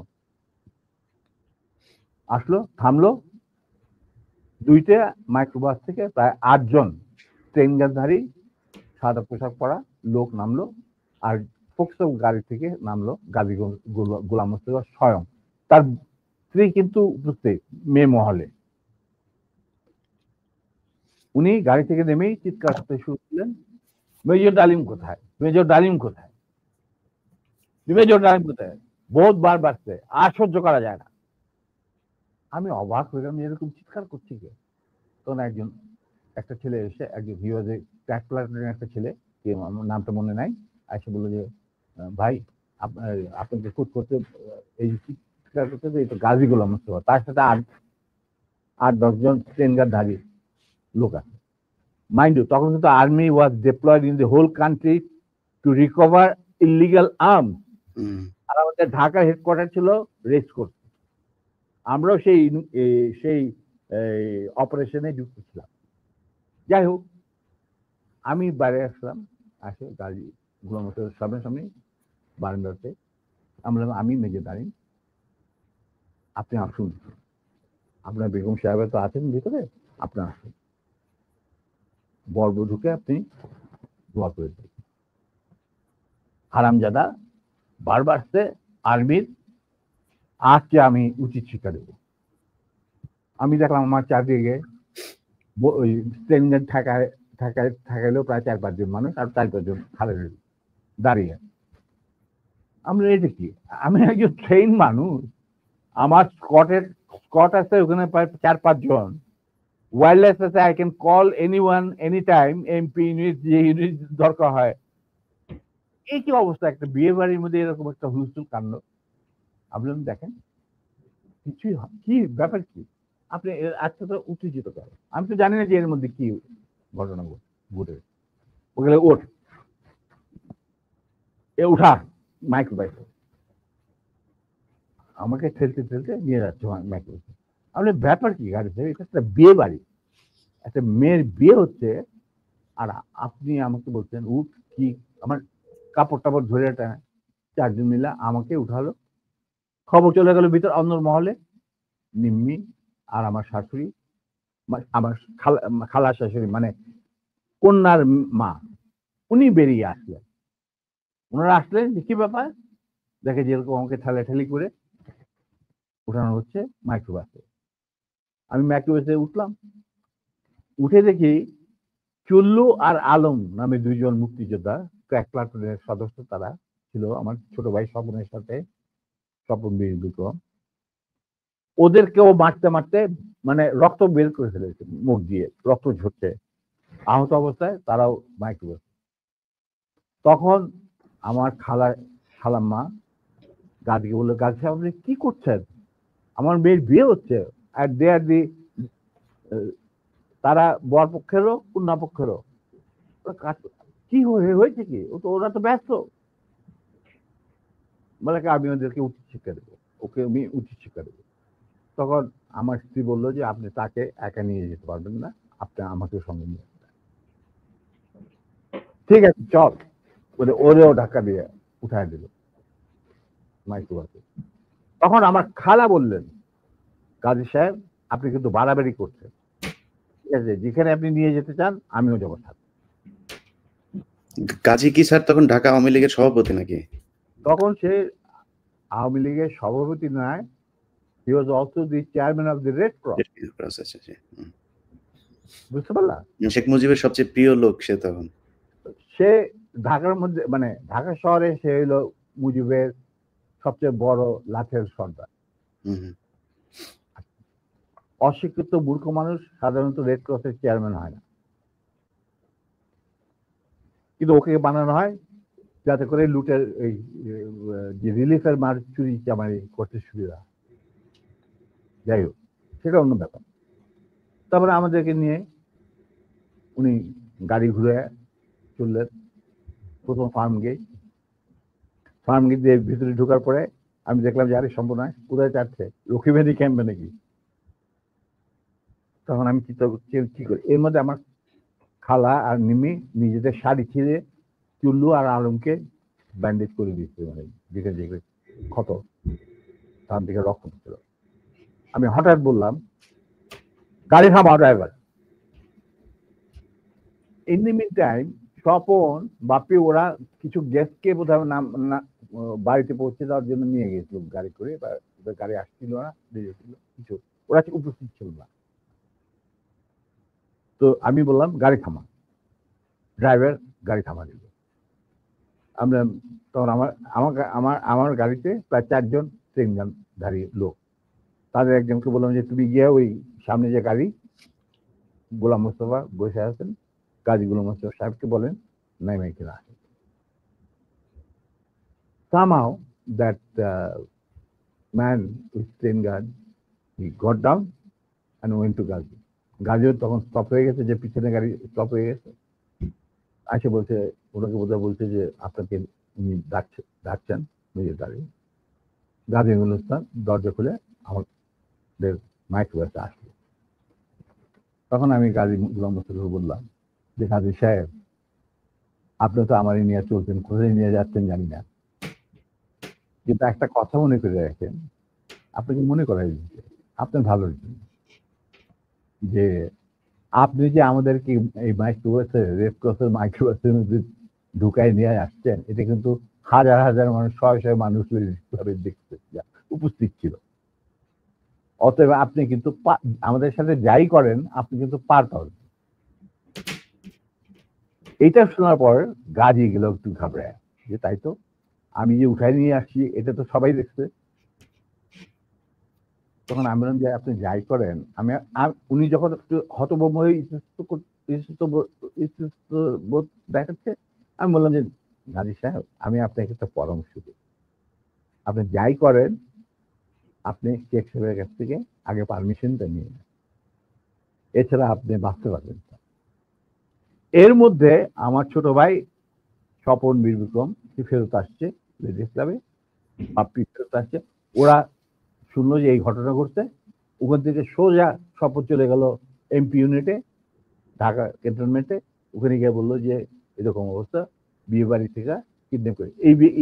এই বিয়েতে কিন্তু জিয়া রহমান উপস্থিত ছিল, শফিলিও উপস্থিত ছিল, খালেদ মোশাররফ, মানে সবাই উপস্থিত ছিল। আচ্ছা, তো ওনারা তখন চলে গেছেন। সেদিন কি একটা কি ছবি দেখানোর কথা ছিল, সত্যজিৎ রায়ের যদি মহানগর না কি একটা ছবি, তো ওটা দেখার জন্য সবাই চলে গেছে আগে তাড়াতাড়ি খাওয়া দাওয়া করে। তখন এই খবরটা পাওয়ার পরে the CEO of the MP unit এই খবরটা ব্রিগেড মেস, ইউনিট মেস সবখানে এটা সে জানাই দিল। ইয়াং অফিসাররা লুঙ্গি গেঞ্জি পায়জামা যে যা পরা ছিল সবাই ঢাকা শহরে বের হয়ে আসে। তারা খুঁজতে লাগলো যে আমাদের অ্যাবডাক্টেড অফিসার তার ওয়াইফ কোথায়। আর একদল সোলজার এমপির পাঠানো হলো, যারা ওই অবৈধ অস্ত্র কালেকশনে ডিপ্লয় ছিল, গাজীর বাড়িতে যাদের পাইছে সবাই বন্দুকেরা নিয়ে আসছে রেস্ট মজা। আমি কিন্তু এগুলো কিছু জানি না। গাজী তখন আমার কথা শোনার পর ও ওদের কিছু চিন্তা করলো, চিন্তা করার পরে দেখলাম যে উনি লক্ষ্মীবেনের দিকে না গিয়ে 32 নম্বরের দিকে যাচ্ছে কলাবাগানে। আমি বললাম যে আলহামদুলিল্লাহ। তখন 32 নম্বরে গার্ড রেজিমেন্ট ছিল, ফার্স্ট ফিল্ড রেজিমেন্ট, যেটা আমার হাতে গড়া। তারা গার্ড দিচ্ছিল প্রাইম মিনিস্টারের বাড়ি, আমার জানা আছে। তো গাড়ি চললো, আমরা পিছনে পিছিয়ে চললাম আবার কাফেলাকে গাজী 32 নম্বরের গেটের ভিতরে ঢুকতে না দিয়ে বাইরে খাড়া করায়, স্টপ করার পর গাজী তার গাড়ি নিয়ে ভিতরে চলে, আমরা ওখানে থাকলাম। ইতিমধ্যে যখন এরকম সারা আর্মি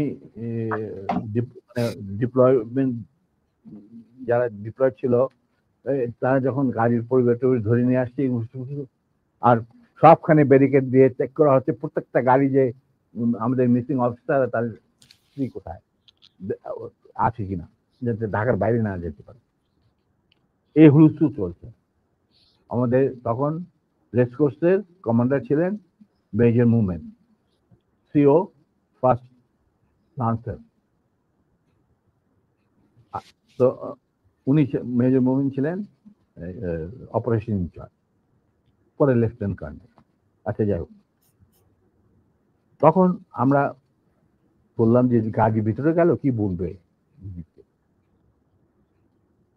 ঠিক সেই সময় দেখলাম একটা সাদা টয়োটা গাড়ি আসলো, ড্রাইভিং সিটে বসা স্বপন, পাশে বসা আমার বোনের জামাই লিটু, আবুল খায়ের লিটু, যে নাকি বেঙ্গল গ্রুপের মালিক, বিরাট ধনী ব্যবসায়ী। ওই সালমান রহমান তোমানের সাথে সবাই একটা। যাই হোক, ওরা দুজন, আর এসপি মাহবুব সঙ্গে। এসপি মাহবুব ছিল মুজিবের খুবই বিশ্বস্ত একজন কিলার, মানে তাকে যে সমস্ত এই মানুষের মারা টারা হতো আর কি। ঢাকা জেলার SP SP Mahbub, not major. He was given during the war he was given rank of a captain. Mahbub was a good friend of mine, and anyway, ওদের গাড়ি যখন আসলো, আর গাড়ি থেকে পরে আমি এই গল্প মাহবুবের কাছে শুনছি যে স্বপন এই ক্যান্টনমেন্টে জানানোর পর সে চলে গেল মাহবুবের বাসা। মাহবুবের কিন্তু সেই বিয়েতে আসার কথা। তো সে ওয়্যারলেসে জানাইছে যে আমি মানিকগঞ্জ থেকে ফিরছি খুব সহসাই, আমি বিয়ে বাড়িতে আসছি, তো আমার দেরি হবে। তো স্বপন চলে গেছে তার বাসায়। সে তাকে মিন্টন রোডে মানে ক্লাস 1 গ্যাজেটেড অফিসারদের জন্য একটা এনক্লেভ আছে, তুমি হয়তো জানো, দেখেছো কিনা জানি না। তখন বাংলো ছিল, এখন বোধহয় মাল্টিপ্লেক্স ফ্ল্যাট, ওই ইন্টারকনের সাথে। তো সেখানে মাহবুব থাকতো একটা। তো ফ্ল্যাটে লিটু আর স্বপন গিয়ে উপস্থিত হয়েছে। ঠিক সেই মুহূর্তে Mahbub was getting ready to come to Manikganj থেকে ফিরে আসছে। উপরে এটা দেখা যায় মাহবুব কাপড় টাপড় পরতে, চুল আসছে। তখন লিটু আর স্বপনকে দেখে বললো যে কি ব্যাপার, তোমরা এখানে কেন? আমি তো আসছি, আমি তো বলছি তোমাদের জানাইছে, আমার অফিস থেকে জানানো হয়েছে, জানানো হয়নি যে আমি দেরি হবে মানিকগঞ্জ। হ্যাঁ, কিন্তু মাহবুব এক ঘটনা ঘটছে। বলে কি ঘটনা? যে নিম্মি আর ডালিমকে উঠায় নিয়ে গেছে গাজীর গরম বিয়ে বাড়ি থেকে। কোথায় নিয়ে গেছে, কি হয়েছে জানি না, তবে তার পরিবারের সবাই এখন অ্যারেস্ট করা হয়েছে। তারা সব ওই সারদি উদ্যানে আছে, মানে রেস্ট করছে। আর্মি সারা ঢাকা শহরে ছড়ায় পড়ছে। তার প্রত্যেকটা গাড়ি চেক করতেছে যে looking for the missing officer and abducted officer and his wife. মামুকে চাইনি কি, এটা তো সাংঘাতিক কথা। গাড়িতে তো বিশ্বাস করা যায় না বলে সে রেড টেলিফোন করতে, মানে হাত দিতে গেছে, রেড টেলিফোন বেজে উঠছে। কে? শেখ মুজিব। ফোন মাহবুব। তো উঠেছে, কে বলছে? আমি মাহবুব বলছি। বলে যে আমি প্রাইম মিনিস্টার মুজিবুর রহমান। বলে কি? জি স্যার বলেন। বলে কি তুই ইমিডিয়েটলি আমার বাসায়। এর মধ্যে chief of staff, deputy chief of staff, CGS, Khalid মোশাররফদেরকে ডাকানো হয়েছে, এরাও আসছেন। মেজর কর্নেল নুরুজ্জামান, রকিবানী চিফ, আসছেন সবাই। জিয়া রহমান অলসো কে ডেপুটি চিফ। আচ্ছা, মাহবুব তখন বলেছি চলো। তখন লিটুদের গাড়িতে বসেই ও চলে আসলো। তো ওই গাড়িটা যখন গেল, গাড়ির নাম্বার দেখে আমি বুঝলাম যে উই আর সেফ, আমাদের মারবে না। কারণ এরা যখন এসে উপস্থিত হয়েছে, তার মানে things will be under control. আর সারা দেশে কি হচ্ছে এগুলো কিন্তু জানি না, মানে সারা ঢাকা শহরে। তখন গেটের সামনে থামলো, ওটা থেকে মাহবুব নামলো, স্বপন আর লিটু গাড়ি নিয়ে দূরে গিয়ে সামনে ব্রিজের কাছে থামলো, গাছের ছায়া নিচ্ছে। আমরা যে মাইক্রোবাসটা আসছি ওটা কিন্তু ওরা জানে না। মাহবুব চলে গেল ভিতরে। ইন দ্য মিনটাইম আমি চিন্তা করছি যে আমি কি করব, কি করা কি। আমার ফার্স্ট ফিল্ডের রেজিমেন্টের লোকেরা মুজিবের গার্ড রেজিমেন্ট হিসেবে তখন নিয়ে যেত। আমি যদি একটা আওয়াজ দেই তখন তো তারা সমস্ত ব্যারেল ঘুরাই দেবে। কিন্তু এর মধ্যে একটা ক্রস ফায়ারের সিচুয়েশনে কে মরবে কে বাঁচবে এটাও তো একটা সমস্যা। এটা বোধহয় ঠিক হবে না। যেহেতু মাহবুব ভিতরে গেছে, লেটস সি হোয়াট হ্যাপেন।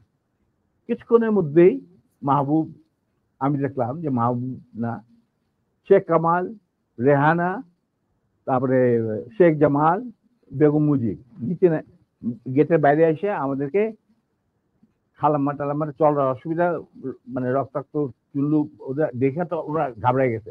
তারপরে নিম্মির অবস্থা তো ভিতর নিয়ে আমাদের ভিতর নিয়ে গেল।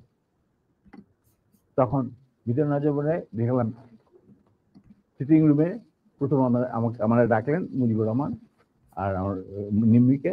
তো রেহানারা সব ওখানে দাঁড়ায় রইল, মিসেস মুজিব দাঁড়ায় রইলেন, আমরা ভিতরে গেলাম। গিয়ে দেখে সব মজলিস বসে আছে, chief of staff, deputy chief staff, CGS and all.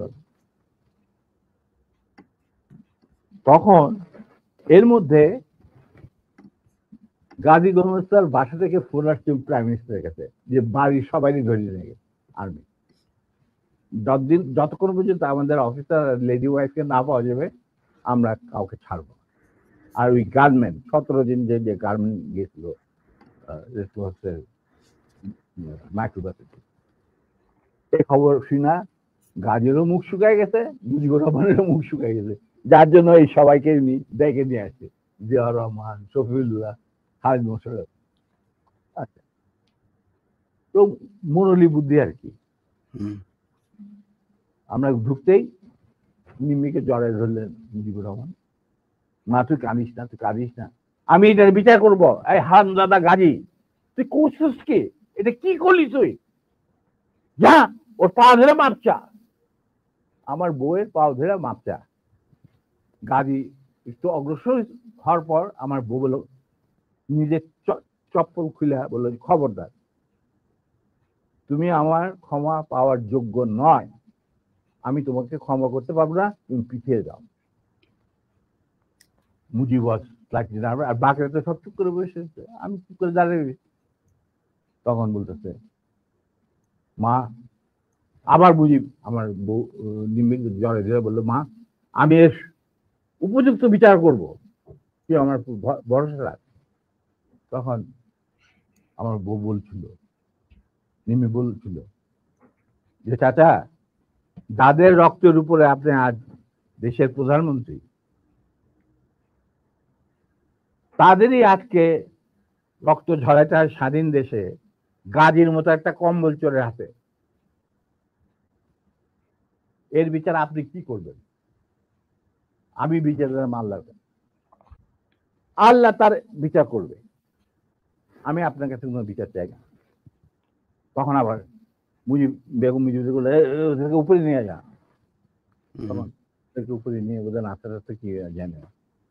এরপর আমরা বলি একটা কর, শফিল্লাহ তুমি ওই আর্মি কন্ট্রোলে ফোন করে মোমিনরে বলো গাজীর পরিবারে ছেড়ে যাবে। তো শফিল্লা পিক আপ দি ফোন, রেড ফোন, ফোন করলাম মেজর মোমেনকে। মেজর মোমেন বললেন, sir I am sorry, we are deployed to recover the miscreants and the illegal arms operation আমরা নিয়োজিত। আমি কিভাবে একজন 17 জন অস্ত্রধারীকে ছেড়ে দিতে পারি? Gazi has to produce the missing officer, his wife and এই 17 জন অস্ত্রধারীকে আমাদের কাছে সুপর্দ করতে হবে। তারপরে আমি ডিসাইড করব আমি গাজীর ফ্যামিলিকে ছাড়বো কি ছাড়বো না। অবস্থা গেল আরো বিগড়ে, মুজিবও কাঁপাকাঁপি শুরু, ওদের গাজীগুলোর মতো তো বুক শুকায় শেষ। আর সকালবেলা দেখো prime minister sir, prime minister desire or not desire, ওনাকে বলেন উনি লিখিত অর্ডার দিল আমি সেটা মানবো না, because I have got my mandate which I have from my chief of staff. এখানে কোনো ভাই বোনদের ব্যাপার না, এটা হলো লিগাল ম্যাটার, লিগাল ব্যাপার। তখন ছবি বললে তবু দেখো মোমেন্ট, তুমি যদি একটুখানি, তখন বলে sir please don't, I've got my moral ethics. I'm promise bound. Touching the Quran when I got commissioned, আমি এটা আপনার এই কোন রকম আকুতি মিনতি আমি শুনবো না। That is beyond my dignity বলে উনি ফোন রেখে দিল। তখন মুজিব সবই শুনলেন, যে স্যার এরকম ব্যাপার, এটা তো লিগাল কমপ্লিকেশন দেখা দিচ্ছে। তখন বলে আর একবার তুই ফোন কর। তো মুজিবুর রহমান শফিরে বললো, শফিউল্লাহ আবার ফোন করলো। আমরা দাঁড়ায় আছি, আমি দাঁড়ায় আছি, নিমের একটু উপরে চলে গেছি। ফোন করার পরে শফিউল্লাহ বলে যে লোক moment, I request you once again please. তখন মুজিবুর রহমানকে যে আমার দেয়, উনি ফোন নিয়ে বললেন মেজর মোমেন্টকে যে মোমেন্ট আমি মুজিব বলছি। He said, sir, I have no time. I'm running a big operation and I'm the commander. I'm sending one of my officers to your residence. He will explain whatever I've got to say. Well, he dropped the phone. মুজিবের মুখ শুকিয়ে গেল। এখানে যারা বসা কি জিয়া রহমান আর খালেদ মোশাররফ, নুরুজ্জামান, এরা সব করে বসে। শফিউল্লাহ কি করা যাবে? Within 5 minutes, Captain Shahid arrived. He was from cavalry and he was a friend of mine during the student days. আমরা একসাথে কন্টেম্পোরারি ইউনিভার্সিটিতে ছিলাম আর কি। ও হলো তোমার কি বলে এটা লালবাগের ছেলে, আমরা ছিলাম মালিবাগ। যাই হোক, ও আমরা দোস্ত, মানে বন্ধু। তো ক্যাপ্টেন, হি ওয়াজ এ রিপ্যাট্রিয়েটেড অফিসার এনিওয়ে। তো শহীদ আসছে, আসার পরে তখন মুজিবুর রহমানের এবং আদালতের সামনে শহীদ বলেছে, sir, I have been ordered to come and convey the message loud and clear to you that it is a legal matter. Ghazi has violated the Prime Minister's order on which army has been deployed over the whole country, and he had abducted an officer in uniform and his wife while he himself is engaged in this operation along with 17 gunmen in the Red Cross microbus. Now, যেহেতু আমরা deployed আছি to recover the illegal arms, the commander said, no way, Ghazi and these 17 people has to be surrendered to him, and then legal proceedings will start according to the law. দেশে emergency চলছে, আমাদেরকে prime minister খুব ঝুঁকিপূর্ণ দায়িত্ব দিয়েছেন, আমরা আমাদের যথাসাধ্য চেষ্টা করে যাচ্ছি। তখন বলে স্যার, আমার আর কিছু বলার নেই, আপনার যদি কিছু বলার থাকে আমাকে বলা হয়েছে সেটা শুনে আমাদের কমান্ডারকে জানান। না, ঠিক আছে, তুমি যাও বাবা। তো শহীদ চলে গেল। এরপর শেখ মুজিব আমাকে বললো, তুই মাফ করে দে। আমি স্যার, আমি তো বললাম স্যার, শেখ মুজিবকে কাউকে বোধহয় আপনি মানে অফিসিয়াল কোনো এগুলি মানতো না। আমাকে তুই করে বলতো, কারণ আমার একটা পারিবারিক সম্পর্ক ছিল তো। না, উনি তো মাহবুবকেও তুই করে বলতো, গোলাম মোস্তফাকেও তুই করে বলতো, শফিউল্লাহকেও তুই। আমি জানি না, কিন্তু আমাকে উনি তুই করে বলতেন। আমি তো ওর থেকে যে কোনো সময় গিয়ে ডাক্তার যাইতাম, খাবার খাইতাম বসে। কই মাছ পছন্দ করতেন, ওই ওনার চৌবাচ্চে সবসময় বড় বড় কই মাছ থাকতো, আরামসে খাইতাম, চলন বিলে কই মাছ, কোনো অসুবিধা নেই। আমার তো গতিবিধি ছিল খুবই খোলা, মানে আমি যে কোনো সময় যাইতে পারতাম, যে কোনো সময় ডাকলেই চলে যেতাম। উনি প্রায় ডাকতেন আমাকে আর্মির খবর না দিয়ে। তো এখন উনি বললেন, ঠিক আছে দাঁড়েন, যা, আমি বিচার করব। আমি ভেরি গুড। তো এই আমার গাড়ি বাইক করে ওদের বাসায় পৌঁছে দিয়ে, ওরা নিবে এদেরকে বাসায় পৌঁছে, মানে মার্সিডিজ। আমি স্যার, নট নিডেড, বাইরের স্বপন আছে, আরো 2-4 দিনের মধ্যে আসে পড়তে, গাড়ির কোনো অভাব নাই, আমরা চলে যাব, আপনার গাড়ি দেওয়ার দরকার নেই। বলে না শোনো এক কাজ, আই গাছি গুলো হারামজাদা, তুই যাবি এদের সাথে বিহার, বাকি কাজ যে সম্পূর্ণ হয় নাই সেটা সম্পূর্ণ করেন, সম্পাদন করার জন্য। নিমি বলল, খবরদার তুমি আর লেডিস ক্লাবে ঢুকার তোমার কোনো অধিকার নাই, তুমি সেটা লস করছো, তুমি যাবে না, ইউ উইল নট গো। তখন চুপ, তোমরা চলে যাই। আমরা চলে আসলো, আসার পরে কন্যা সম্প্রদানে যে বাকি কতগুলি থাকে না রকম রকম, ওই সমস্ত সম্প্রদান করা হইল। এরপরে 2 দিন পরে আমি কুমিল্লা ফিরে চলে আসবো। হঠাৎ শেখ মুজিবুর রহমান সাহেব ডাকলেন চিফ অফ স্টাফ শরীরকে। ডাকার পরে কি কথা ছিল জানি না, উনি ফেরত এসে বললেন যে Dalim, you can go back to Comilla now, you too তোমার তোমার একটা তোমার এই তোমার নিমের ঘটনাকে নিয়ে এর মধ্যে তো অনেক গোলমাল হয়েছে, এটা আমার বইটা আছে যে কি অবস্থা আর্মির মধ্যে উত্তেজনা না, অল দিস থিংস, এগুলো আমি ডিটেলসে যাচ্ছি না। উনি বললেন যে একটা কোর্ট অফ ইনকোয়ারি করতে হবে। আজব ব্যাপার, দোষ করলো গাজী, কোর্ট অফ ইনকোয়ারি হচ্ছে আমার। তা আমি বললাম যে ঠিক আছে স্যার, কোর্ট অফ ইনকোয়ারি করতে করেন। তা আমি আর কুমিল্লায় যাওয়া বন্ধ হলো। এরপরে আর আমার কুমিল্লায় যাওয়া হয়নি। উনি কি করলেন, হঠাৎ একদিন, না এরপরে আমি কুমিল্লাতে ফেরত চলে গেলাম কোর্ট অফ ইনকোয়ারি শেষে। কুমিল্লায় থাকা অবস্থায় হঠাৎ একদিন ঢাকা থেকে ফোন আসলো যে 13 জন না অফিসারকে আরবি থেকে বাদ দেওয়া হয়েছে। ইনিশিয়ালি 65 জন অফিসারকে এনলিস্ট করা হয়েছে, আর প্রথম যে 7 জন অফিসার লিস্ট বাইরেছে, পিও 9 প্রেসিডেন্সিয়াল অর্ডার অফ 9 একটা ছিল তখন, কোনো কারণ দর্শনের ব্যক্তি রেখে আপনি যে prime minister was entitled to sack anyone from the service, এবং সংসদ সদস্যদেরকেও। হ্যাঁ, তো P1 এটাকে বলা হইতো প্রেসিডেন্সিয়াল অর্ডার নাম্বার 9, পিও 9। তো ওই পিও 9 এর আমাদের আমি আর আমার নাম প্রথম, তারপরে নূর, বাকি 5 জন।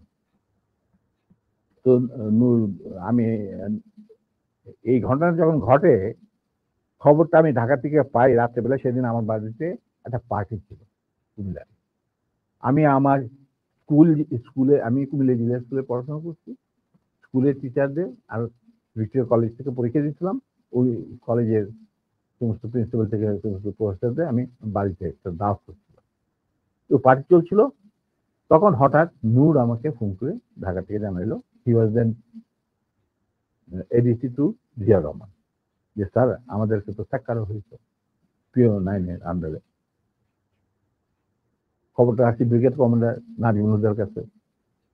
তো নাজিমুল হুদা আমাকে খুব ভালোবাসতেন, যুদ্ধের সময় আমরা একসাথে ছিলাম, কয়েকটা অপারেশনও করছি আমি ওনার সেক্টরে থেকে। হি ওয়াজ এ ফাইন ম্যান। উনি আগরতলা ষড়যন্ত্র কেসের মধ্যে একজন আসামি ছিলেন। যাই হোক, টু কাট ইট শর্ট, উনি এই ব্যাপারটাকে মানিয়ে নিতে পারবেন। এর পরের দিন উনি আমাকে নিয়ে বললেন যে আমি যাচ্ছি ঢাকায়। ঢাকায় আসলাম, সুদার সময় গেলাম শেখ মুজিবের বাড়িতে। He also had an easy access to Sheikh Mujib's house. গিয়া শেখ মুজিবকে একটা রেজিগনেশন লেটার দিয়ে বলে, sir this is a resignation I'm serving, I'm submitting, এটার official copy will come due process to due process. Mujibur Rahman was ফেরুল্লাহ। এতে কি লাজু, তুই কেন? Sir I'm no more interested. যেই আর্মিতে আমরা কোনো কিছুর লোভে আমরা আর্মিতে চাকরি করি না, না পয়সার লোভে, না কুলগোষ্ঠীর লোভে। আমরা শুধু আমাদের দেশের খেদমত করার স্বার্থে আর নিজেদের আত্মসম্মান বজায় রাখার জন্য আমরা ইউনিফর্ম ধারণ করি এবং ওত নিই। যেখানে আমাদের ইউনিফর্মের কোনো মূল্য নাই, আমি সেই আর্মিতে চাকরি করি। যদি আপনি আমার অনেক কাছের লোক, আপনাকে তবে আপনার প্রতি আমাদের শ্রদ্ধা থাকবে। এদের যদি আপনি চাকরি থেকে বাদ দেন, আমি সেই জায়গায় চাকরি করতে না। তো ইউ বিকাম ভেরি ইমোশনাল, তোরা খালি তোদের দিক দেখো, আমার দিকটা কেউ দেখে না। তখন উনি বলেন যে স্যার আপনার দিক দেখা আপনি যথেষ্ট, আরো অনেক লোক আছে, but this is my final decision. তো আমরা বেরিয়ে আসছিলাম সালাম জানায়, তখন মুজিব আমাকে বললো যে ডালিম তুই একটু থাম, হুদা তুই একটু বাড়ি যা। হুদা বাড়ি গেল, আমার বললো যে তুই আর নূর আমার সাথে রাখছি বাসায় যত তাড়াতাড়ি সম্ভব। তো গেলাম মুজিবের, আমরা প্রথম যাইতে চাই না, কেন যাবো ওখানে, সেই জন্য। যাই হোক, আবার রিমাইন্ডার আসলো মুজিবের তরফ থেকে, তখন তো আর মানা করা যায় না। গেলাম, যাওয়ার পর that was the last meeting between us and between me and Sheikh Mujib পরিবার। যথাযথ 3 তলায় এই রুমে যেখানে গোপন মিটিং টিটিং হতো ওখানে গেলাম। রেহানা চাটা দিয়ে গেল, আমি নূর আর শেখ। তো আমরা চাটা খেলাম, শেখা বলে দেখো বাবা তোরা শুধু তোদের সাইডটা দেখা, আমার সাইডটা দেখ, আমার তো পার্টি নিয়ে চলতে হয়, আমি তো একজন রাজনীতিবিদ, পার্টি বাদ দিয়ে তো আমি চলতে পারি না। আমি আমরা তো কোনো রাজনীতি ইনভলভ না, পার্টি কেমন চালিত হয়, কিভাবে চলবে সেটা, এই সমস্ত ব্যাপারে আমাদের কোনো জ্ঞানই নেই। আপনার জ্ঞান আছে, আপনার জ্ঞান আপনার কাছে রাখেন, আমাদের কেন এই সমস্ত বলতে বলে কি না না তুই তোরা তো আমার এই ডিসিশনে পার্টি চাপে আমাকে, আমি এই সিদ্ধান্ত নিতে হয়েছে। হ্যাঁ স্যার আপনি ভালোই সিদ্ধান্ত নিচ্ছেন, 65 জন অফিসারকে বার করে দিলে কি অসুবিধা হবে, আর্মিতে তো হাজার হাজার অফিসার আছে। উনি বললো যে না না শোন, তোরা কি, তোদের জন্য আমি কি করতে পারি, তোরা যদি বিদেশে চাকরি করতে চাস আমি তোদেরকে বিভিন্ন মিশনে পাঠাতে পারি, যেখানে যাদের ইচ্ছা। তোরা যদি ব্যবসা করতে চাস তাহলে শেখ নার্সারে পার্টনার হয়ে ব্যবসা কর, মানে তার ছোট ভাইয়ের সাথে পার্টনার হয়ে ব্যবসা কর।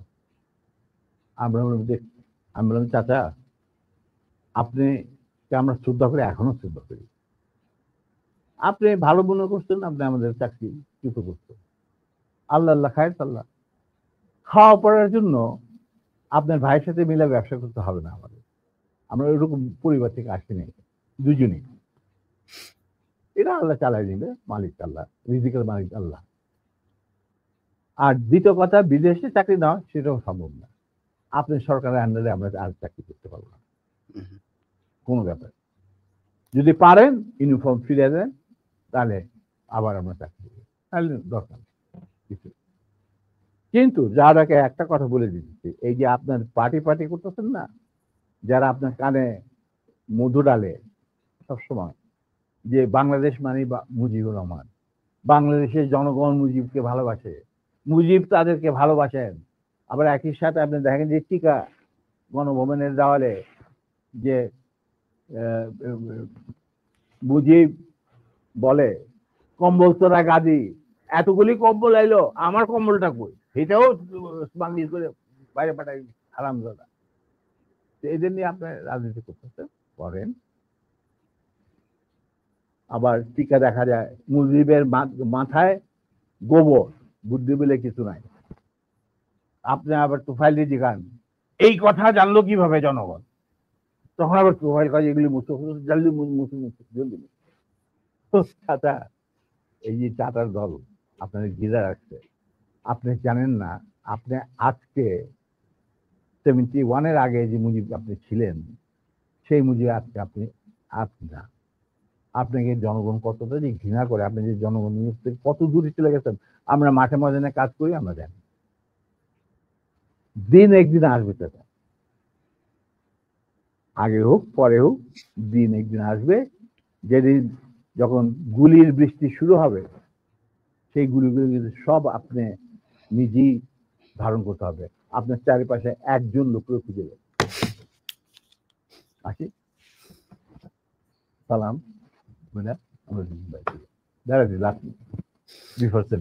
স্যার আপনার অ্যাসিস্ট্যান্ট যারা আছে তারা আমাকে একটু হারি আপ করতে বলছেন। আমি এক কথায় একটা কোশ্চেনের উত্তর নেই যে শেখ মুজিব বেশি খারাপ মানুষ ছিল না শেখ হাসিনা বেশি খারাপ ছিল স্যার? দেখো অ্যাকচুয়ালি শেখ হাসিনা তখন খুবই ছোট, তার সাথে তেমন একটা ইন্টারাকশন ছিল না, বিয়ে হয়ে গেছে ওয়াজেদের সাথে। কিন্তু আমি দেখতাম যে প্রত্যেকদিন রাত্রেই মায়ের সাথে হেঁটে আইতো মুজিব ভাই, আমার বেগম মুজিব খাওয়াই টাওয়াই এবারে পাঠাই দিত। আচ্ছা, ওয়েট। তখন সে ছাত্র রাজনীতিতে কিছু চলতি ছিল, তেমন বিশেষ কিছু না। ওর চেয়েও বড় বড় নেতা ছিল মহিলা আওয়ামী লীগে। অতএব আমি এই ব্যাপারে তেমন একটা কি বলতে পারবো না। তবে স্বৈরাচার হিসাবে বলতে পারবো। হ্যাঁ, আমি এটাই বলছি জি স্যার। হাসিনা, এখনকার হাসিনার কথা বলছি জি স্যার। এখনকার Hasina was far more vicious এবং রক্তপিপাসু than her father. এটা বলতে আমার কোনো। মুজিব বীজ বপন করেছিল একনায়কত্বের স্বৈরাচার। আর সেইটাকে 16 বছরে পাকাপোক্ত করতে ভারতের সাহায্যে হাসিনা, এবং সে তার চেয়েও বেশি বাংলাদেশে ক্ষতি করছে, বাংলাদেশের লোকে মারছে, গুম করছে, আয়না ঘর, সেই ঘর, ফাল, এই সমস্ত। অতএব তার কীর্তিকলাপ মুজিবের তুলনায় হাজার গুণ বেশি। স্যার, মেজর এটা মেজর জলিলকে গ্রেপ্তার করেছিলেন কেন আপনারা স্যার? কে? মেজর জলিলকে কেন গ্রেপ্তার করতে হলো? ও, সে আমাদের একজন সহজ মানে সমমনা সেনা মেম্বার ছিলেন। ওনাকে বন্দি করছিলেন, মূল কারণ ছিল ওই ভারত যে 16,000 কোটি টাকার জিনিসপত্র চুরি করে লুট করে নিয়ে গেছিল বাংলাদেশ থেকে, যেটা পারমিশন দিয়েছিল মুজিব সরকার, মানে তাজউদ্দিন সরকার, মুজিব সরকার।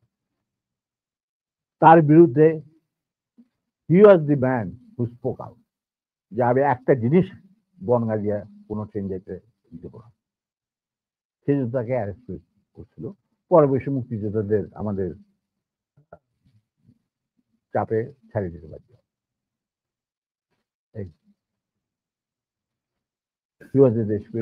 জহির রায়হানের বিষয়টা কি ছিল স্যার?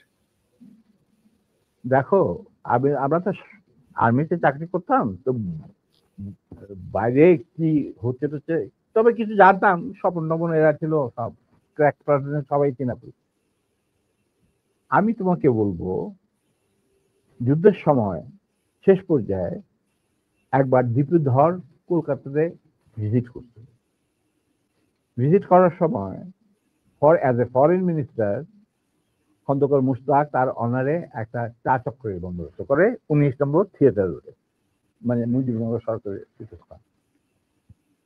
সেইখানে আমি উপস্থিত ছিলাম, আরো অনেকে উপস্থিত ছিল। মাহবুব ছিল, তৌফিক রায় চৌধুরী, দুল কাদের খান, ডক্টর কামাল সিদ্দিকী, আরো অনেকেই, যে সচিবালয়ে যারা থাকতো বড় বড়।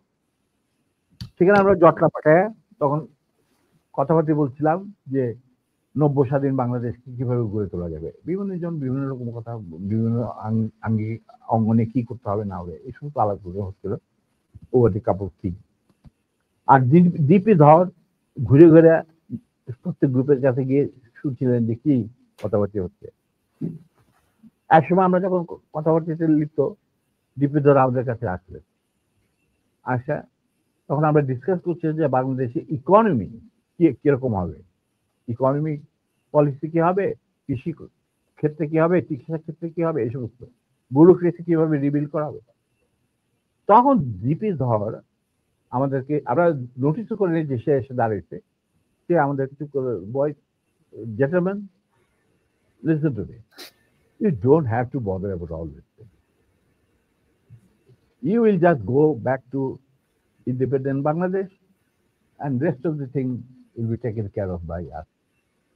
এই কথার সাথে যদি তুমি একটু রিলেট করার চেষ্টা করো, তাহলে জহির রহমান, যেহেতু উনি একটা মুভি বানাচ্ছিলেন অপকীর্তি, মানে সকল মুক্তিযুদ্ধের উপরে, মানে আওয়ামী লীগের অপকীর্তি এবং কিভাবে ভারতকে দেশ বেঁচে দেওয়ার খেলা চলছে, এই ব্যাপারে উনি একটা ভিডিও বানাচ্ছিলেন।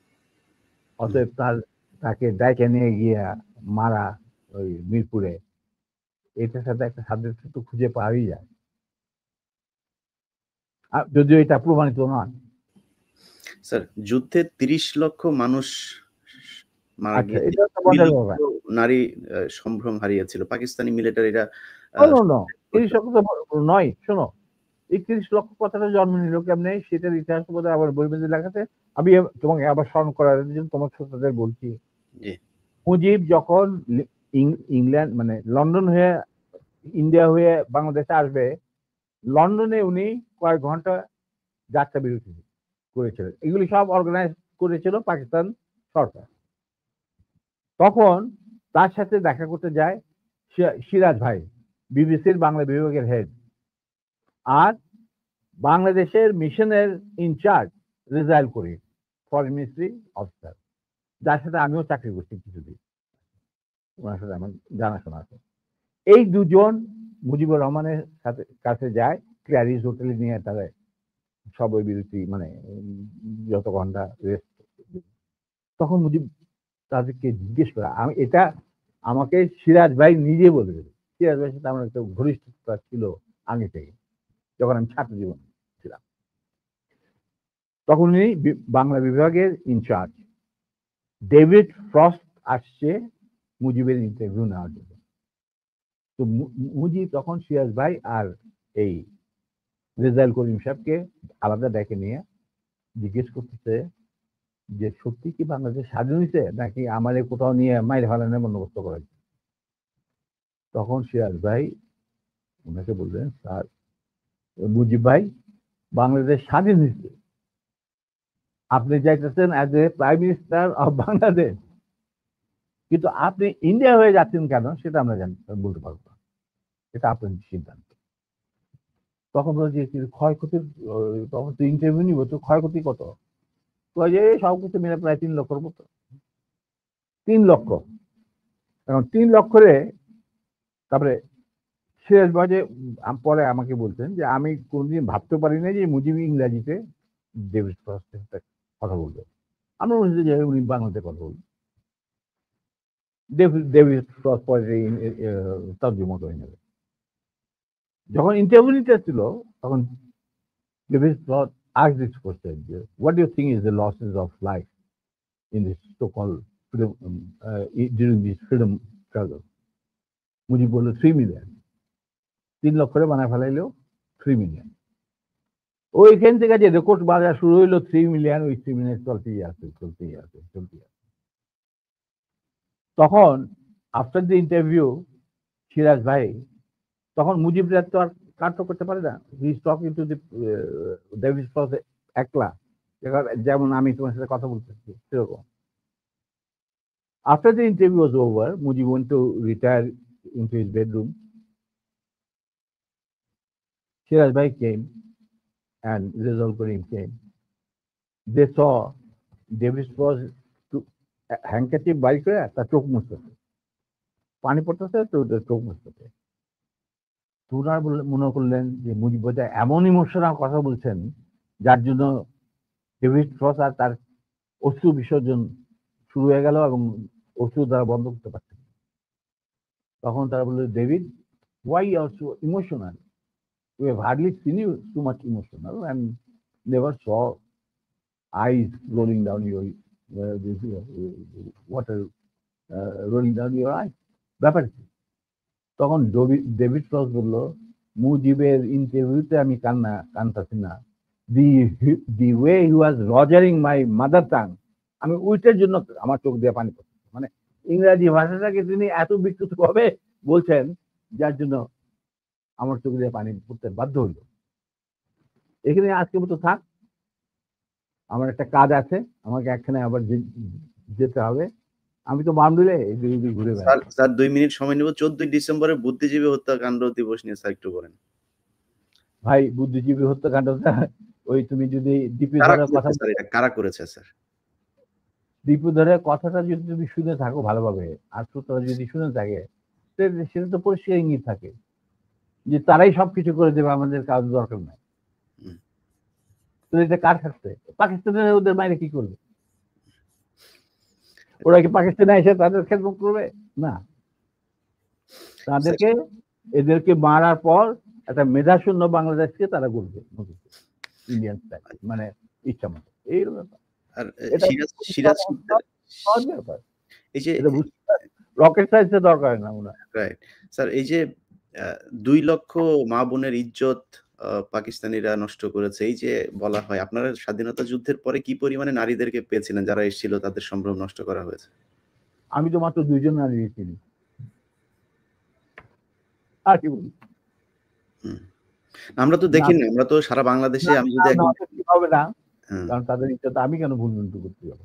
আমি রাইট, তাদেরকে এক্সপোজ করলাম, কিন্তু আমি ২ জন নারী এবং তাদেরকে আমরা সাহায্য করছি যতটুকু সম্ভব। হুম, দিয়ে দিচ্ছি। রাইট। আর স্যার সব শেষ কোয়েশ্চেন হচ্ছে সিরাজ শিকদারকে স্যার কেন মারা হলো? এটা বলে আমি আপনাকে আজকের মতো বিদায় দেব স্যার। দেখা, Siraj Sikdar was a genuinely patriotic revolutionary.